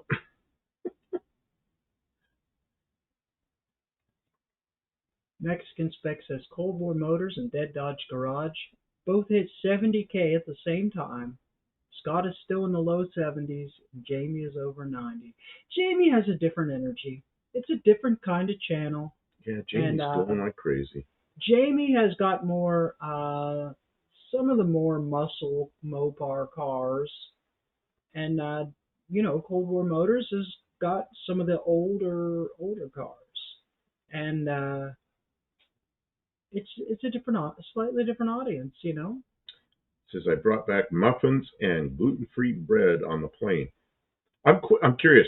Who did you fly with, and do they charge you extra for check-through baggage? Just wondering how they do that in Mexico. But where is Veracruz? Veracruz, it's over on the east coast of Mexico, in the Gulf, and that's where he ships cars to go to Florida. Otherwise, he ships them going up. He goes up to the border. God, where does he go? I can't remember. One of the border towns, and then they drive him across. Ralph Bond. Good evening. Bag of beanie weenies in chat. That's cool that he was able to use a different font. Yeah, hey, Ralph, tell me, how do you do that? There are a few people that use a different font in here. I don't know how to change the fonts when I'm in chat. I'm just wondering how that's done. And if he tells us, Dean Stevens will be the first one to do this. He'll be like all kinds of crazy fonts. He'll have everything backwards, upside down. Mexican As I understand it, the buyer of the Black Dart GTS I sold is having Jamie put a 360 in it. Don't live shit. What's wrong with what's it having it now, and what's wrong with putting a 360? 318. Mm. Well, if you like 1960 Chrysler Imperials, I'm not such a big fan of the Imperials, but they're okay. My favorite Chrysler products are 57 Chrysler 300s, 57 DeSotos with those big fins on the back. One that a lot of people don't like, including Jamie, is the 61 DeSoto, the very last year. I think that's a great looking car, but a lot of people don't like it. But what other Chrysler cars do I like? Man, the older ones. Well, the Road Toads, the 60 and 61 Valiants. Man, like Don English has. He has a 62, same body, different taillights, but he put a 440 in that thing. I don't think I'd put a 440 in one, but man, a nice 318 or 360 in that, or even just leave it a slant 6 would be nice. God, what other ones do I like? 57 Plymouths I like. I don't know. There's so many good cars back there in the late 50s, early 60s Chrysler products. Oh, the 61 Chrysler, those big fins on the back of them, they were pretty nice. Oscar says I watched them both, and Pole Barn Garage is really entertaining too. Yeah, she watches Pole Barn a lot. She watches Pole Barn a lot. Yeah, I don't. We got to meet him about 4 years ago. In 22, first annual and National. He had that was when the Holy Goat was still really new, so we got to see that car, and yeah, they're super friendly. And I'm friends on Facebook with his wife. They just got married. Oh, really? I didn't know that. Dean Stevenson says Dart 270 GTS. They're cool. And then Buff's Garage is with them, and Atomic Era Motors are also. I find them entertaining. And then they're friends also with Kevin and Angus of Junkyard Digs come down. They've got a really great group of people. It's a shame they're so far away, or else we would want to hang out with them. Cold Iowa. Mexican Spec. Yeah. It has the 270 Man. horsepower 318. That is what gave the car its value. Yeah, 270 horse 318 would have been something. Tony has said a bunch of times that going from a 318 to a 360, that the juice ain't worth the squeeze. I don't know, but that seems like a lot of... Tony's, that blue car he has with the 318 in it, I rode in that thing in the back seat, in the right side in the back seat, Tony and Kathy up front, and it was before he was spraying it, so it was just a naturally aspirated car, and we were in the pits, like way down at the end where there was nobody around, just a big empty parking lot, and he jumped on it, did a wheelie in that thing with me in the back seat with a 318. I'm like, man, I couldn't believe what I just saw from inside the car, you know. Like, yeah, that's a 318. Mexican Spec says to CD Burlock, I'm going to be that guy. The car was a 60 Imperial. It's not a Chrysler Imperial. It was its own division. Yeah, there was a period of time when the Imperial was a division. It's just like the first year of the Valiant. It was just a Valiant. It was the second year it became a Plymouth Valiant. So it must be a van conversion. Dodge didn't use the Imperial name. Oh, I think they were just calling it the Imperial. Now I have another 5 horsepower. 5 horsepower, I get it. Yeah, I mean, it's not a lot of extra horsepower to... I don't know that it... Unless there's something wrong with the 318, thered be no reason. Let's see. Burlock says there's one here in Bakersfield, California. It's parked in the driveway. Guy's paralyzed, doesn't drive. Oh. Kevin says Cold War has been my Saturday night favorite since he started the channel.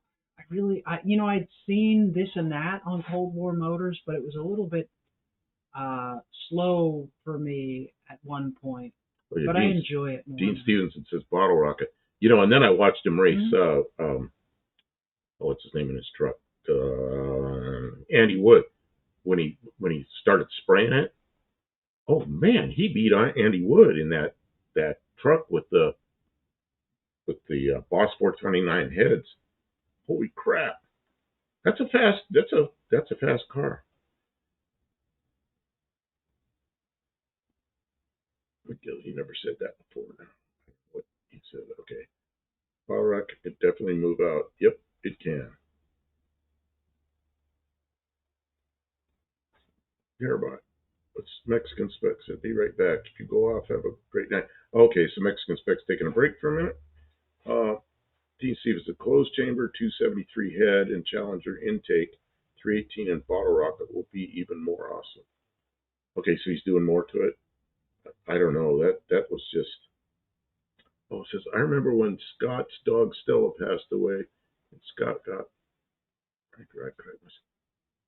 Franker is Scott's puppy dog now. Oh, there's okay, now I understand. There's I can't remember names because another dog I thought was two-stroke turbo. Does anybody want two-stroke turbo? Which is number 2-stroke turbo, one word, like with a number in the beginning. Two-stroke turbo. And they were reminding you, Andy at Unity Motorsports Garage. You're right. And Casper. I just couldn't pull the name up quickly. Yeah, Casper. That's because our brains are fossilized. Mine too. I sort of like just shy away from saying things when I know that I'm going to have to come up with names that I'm struggling with. Well, Pat Mac says, I've had some cool Dodge conversion vans, lots of 70s and 80s, super short, super long, all kinds of fun. Yeah, you know, John Wilburn, that he's a guy that really promotes No Name Nationals. He's got a Dodge van conversion. It's what year is that one? I don't know. He just put a radiator in it and did some other work to it. But he always brings that to No Name Nationals. That's a tow vehicle, I think. Does he tow something there with that? Or he just drives it there? He's so busy there. He's doesn't so race busy. anything. Yeah, that's right. He raced 1 year, and it's because he was in somebody else's. John Cope came up there to race, and then they worked it out ahead of time. But John Wilbur didn't know, so Cope pulls up, and gets out, and hands him his coat and his helmet and everything, and put John Wilbur in it. Told him to take a pass down the drag strip, and he did. And that's a fast truck, and yeah, that was pretty cool because John got, he got to race at his own event, and he never does, but he did once. Yeah, Andy's Ford F-150 is named Casper. Yeah, I know Andy, and I don't know him well, but I know him. I've met him and talked to him, and I've watched a lot of his videos. Kevin Smith. We used to have model cars, Estes rocket races with our model cars. The stupid things you do when you're a kid. Man, I worked in a shop, and the guy had two belt sanders that he had around. So he was gone. You know how it is. When the cat's away, the mice play. There were two of us. We're like in our teens working in this wheel alignment shop. We went out there and we had the belt sanders, and then we coiled up extension cords, and then we go, Mark, get set, go, and we plug in the belt sanders and take over. We had belt sander races across the parking lot. But we got caught. We got in trouble. What are you guys doing? Oh, got the boss's back. He sees his belt sanders flying across the parking lot. Oh, that was Matt. I'm going to talk to Matt again. I'm not going to bring that up. Yeah, there were some really cool vans back then. I used to do van interiors. Not a lot of them, but I did some. And then I had a van. I had a Chevy van of my own. An early Chevy van. It was a 65. It had the engine here, where you lift open the hood right next to your, between the seats.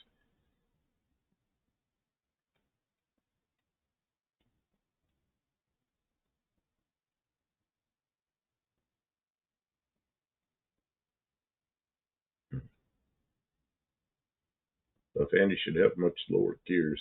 He has highway gears, drag, boss. So comparison has 471 gear. C4 does 932 and a quarter, 145 miles an hour. Yeah, I don't know. It's up to him. Yeah, I mean that's a street drivable truck. He uses that. That's his truck. Kevin Smith, ran my phone battery to zero for the first time. First time for everything. She does that. I never do that. I'm probably going to ruin my battery because I charge it too soon. Right now, I didn't charge it today, so this is probably low. It's 79%. That's about as low as I let it get. Kevin says that was 20 years ago. We were grown-ups. Pat Mac says, I'm heading to the house. Hope I don't lose you. I don't know where he is. Maybe he's in a garage. Right in the shop, yeah. In a shop. Oscar Walton, a friend of mine back when I was in high school, had a 66 Valiant with a 318. He stroked out to 390 with 4-speed, and the local police were just thrown. Oh. There's a lot of him. What's his name that we overlap with on our lives? Pete? No. Kiwi. Oh, yeah. Kiwi, who's south of us a couple hours. Kiwi has that large Marge barge, something that's a 59 or 60. It's a 59 Plymouth station wagon. Had a 318 poly in it, and I think he's rebuilding that poly and stroking it out to 390, and that should be quite a station wagon when he's done. He found something broken up in the front suspension welds that were broken when he tore that thing down. Same thing like what we found Same kind of thing, stuff that was never welded right. Very good. I used to make racetracks for Aphid Racing. The satellites. If we raced the belt sanders, the old Rockwell sanders, they were stupidly fast. It's a good thing we got caught, because we probably would have taken apart trying to hot rod them and probably would have ruined it. Avids are cool when you feed them wood alcohol and they get trashed. What?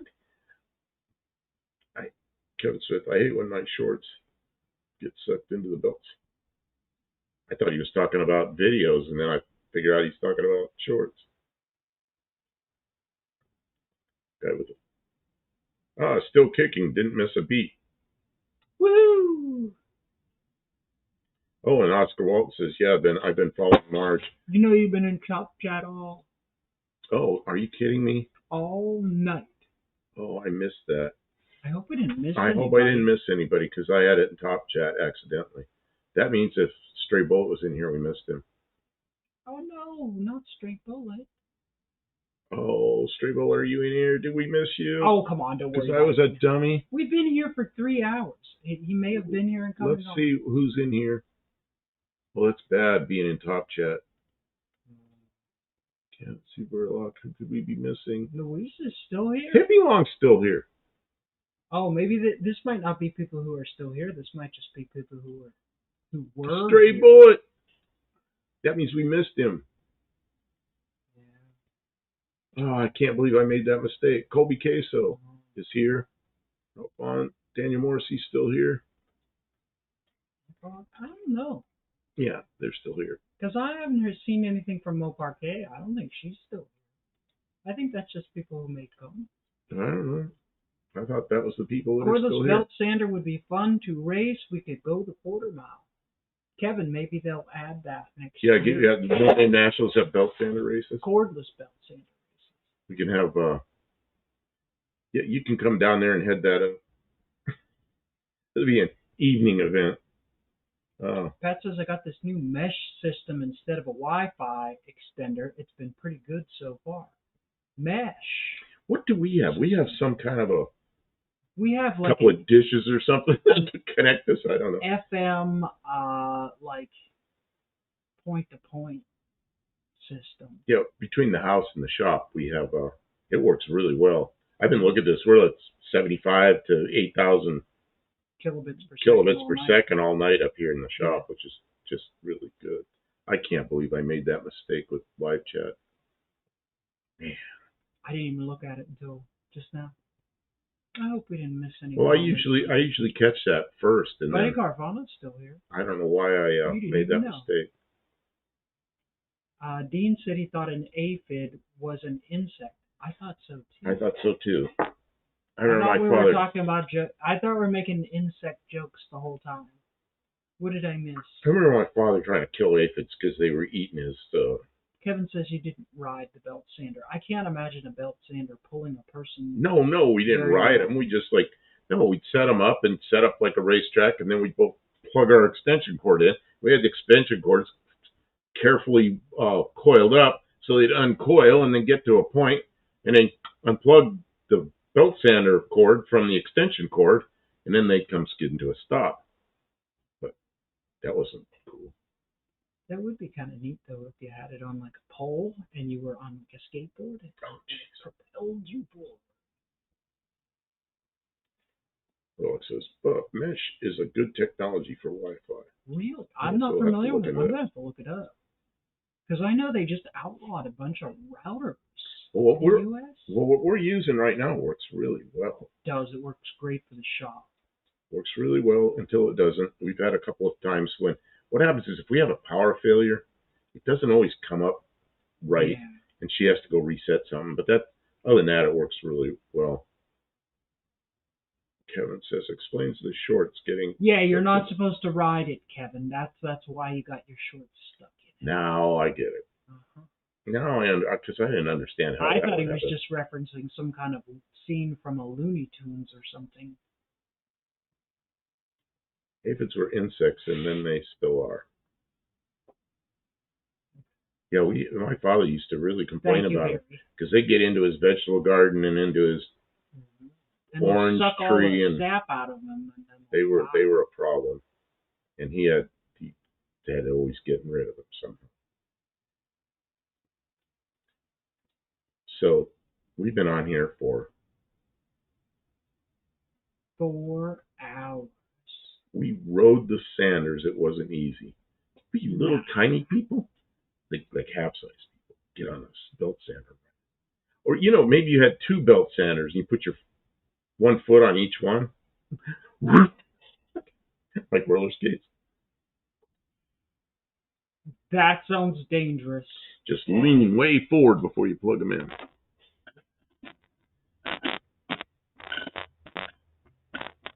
Oh, you're putting that back together. You can sell that to somebody else that has a shock mount. That's right. Keep that in stock in case we need it again. Scott, I watch has Wi-Fi inside his house. I saw Cox cable in place. Jay's fluid often took care of them. Jay's fluid. I don't know what Jay's fluid is. Well, Kim, I think it's time we head out. That's certainly cooled off. Yeah, it's time for us. Is the gas shut off? Right. Yeah. Okay.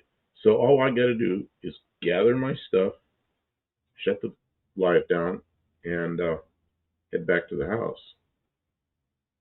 Pat Max, this CD. This CD. I don't know. Barracuda, I don't know what wire worms are, but potato growers probably know. But we don't grow potatoes, so I don't know. No, we've never grown potatoes. I grew potatoes in Arizona.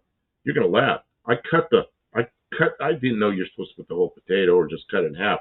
I cut some of the eyes out of the potato, and I had a big pot, and I put soil in it, like half soil and half the local dirt that was pretty much sand.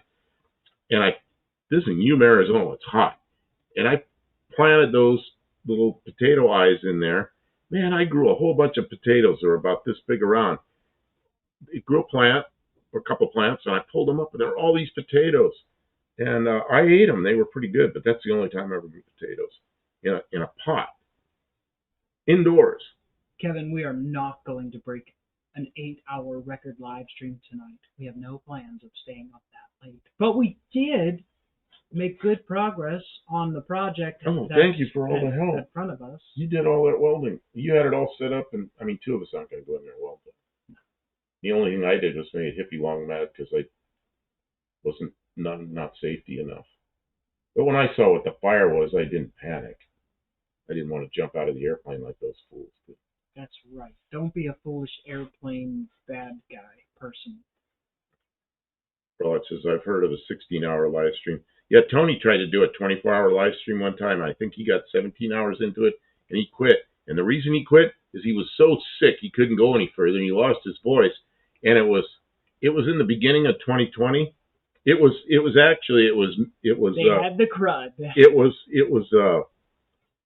the New Year's Eve of 2020, and it's before anybody knew about the pandemic. And that's what they had, but they didn't know it. And they gave up after 17 hours. And they were sick for weeks. And he kept saying, we got the crud, we got the crud. Well, then everybody had the crud. We could have made vodka with them. You know how vodka's made. You make the alcohol. You make vodka out of a lot of different things. You make it to the most pure alcohol you can. And then the way you make it good is by adding water to it. It's the quality of the water that you add to it that makes it good vodka. See, I know that because I know Russians. Okay, they have 48-hour live model car build live streams. Oh, that's crazy. That sounds paint dry. Oh yeah, and that was another one. Was UTG put a camera in the shop overnight because they painted an engine, and they had a 8-hour. Everybody left 8-hour paint drying video where you could go in there. A lot of people stayed and watched the paint dry. I guess they chatted with each other. Yeah. People stop in, see if the paint is dry yet, that kind of thing. Yeah, he says NHRA has all-day live stream. I don't watch NHRA because it's like, it's all the big bucks people. maybe they have people like us that race. HRA is a lot more grassroots kind of racing, kind of like it. It might be fun to see V2 rocket sometimes. fuel. V2 rocket fuel. Yeah. What did they use? I don't remember what they used in a V2. Alcohol and some kind of an oxidizer or something. I don't remember. I should know that. But I don't remember.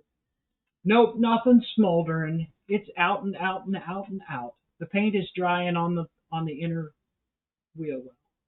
And then that black silicone will be dry tomorrow. Then we can put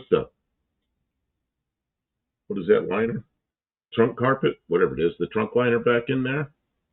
And then put my toolbox back up in there and my wrench to change tires. Put the wheels on it. Out the door we go.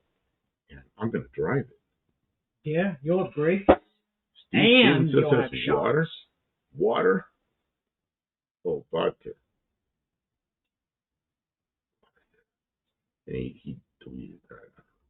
Guys, thanks for all your comments. We're about done. I'm we had so many great donations tonight. Oh man, thank you everybody. We appreciate that as well. And we'll be back on Saturday night, so it won't be long. Make sure you check out. Did Mexican Spec say that he was going to be live on Saturday afternoon?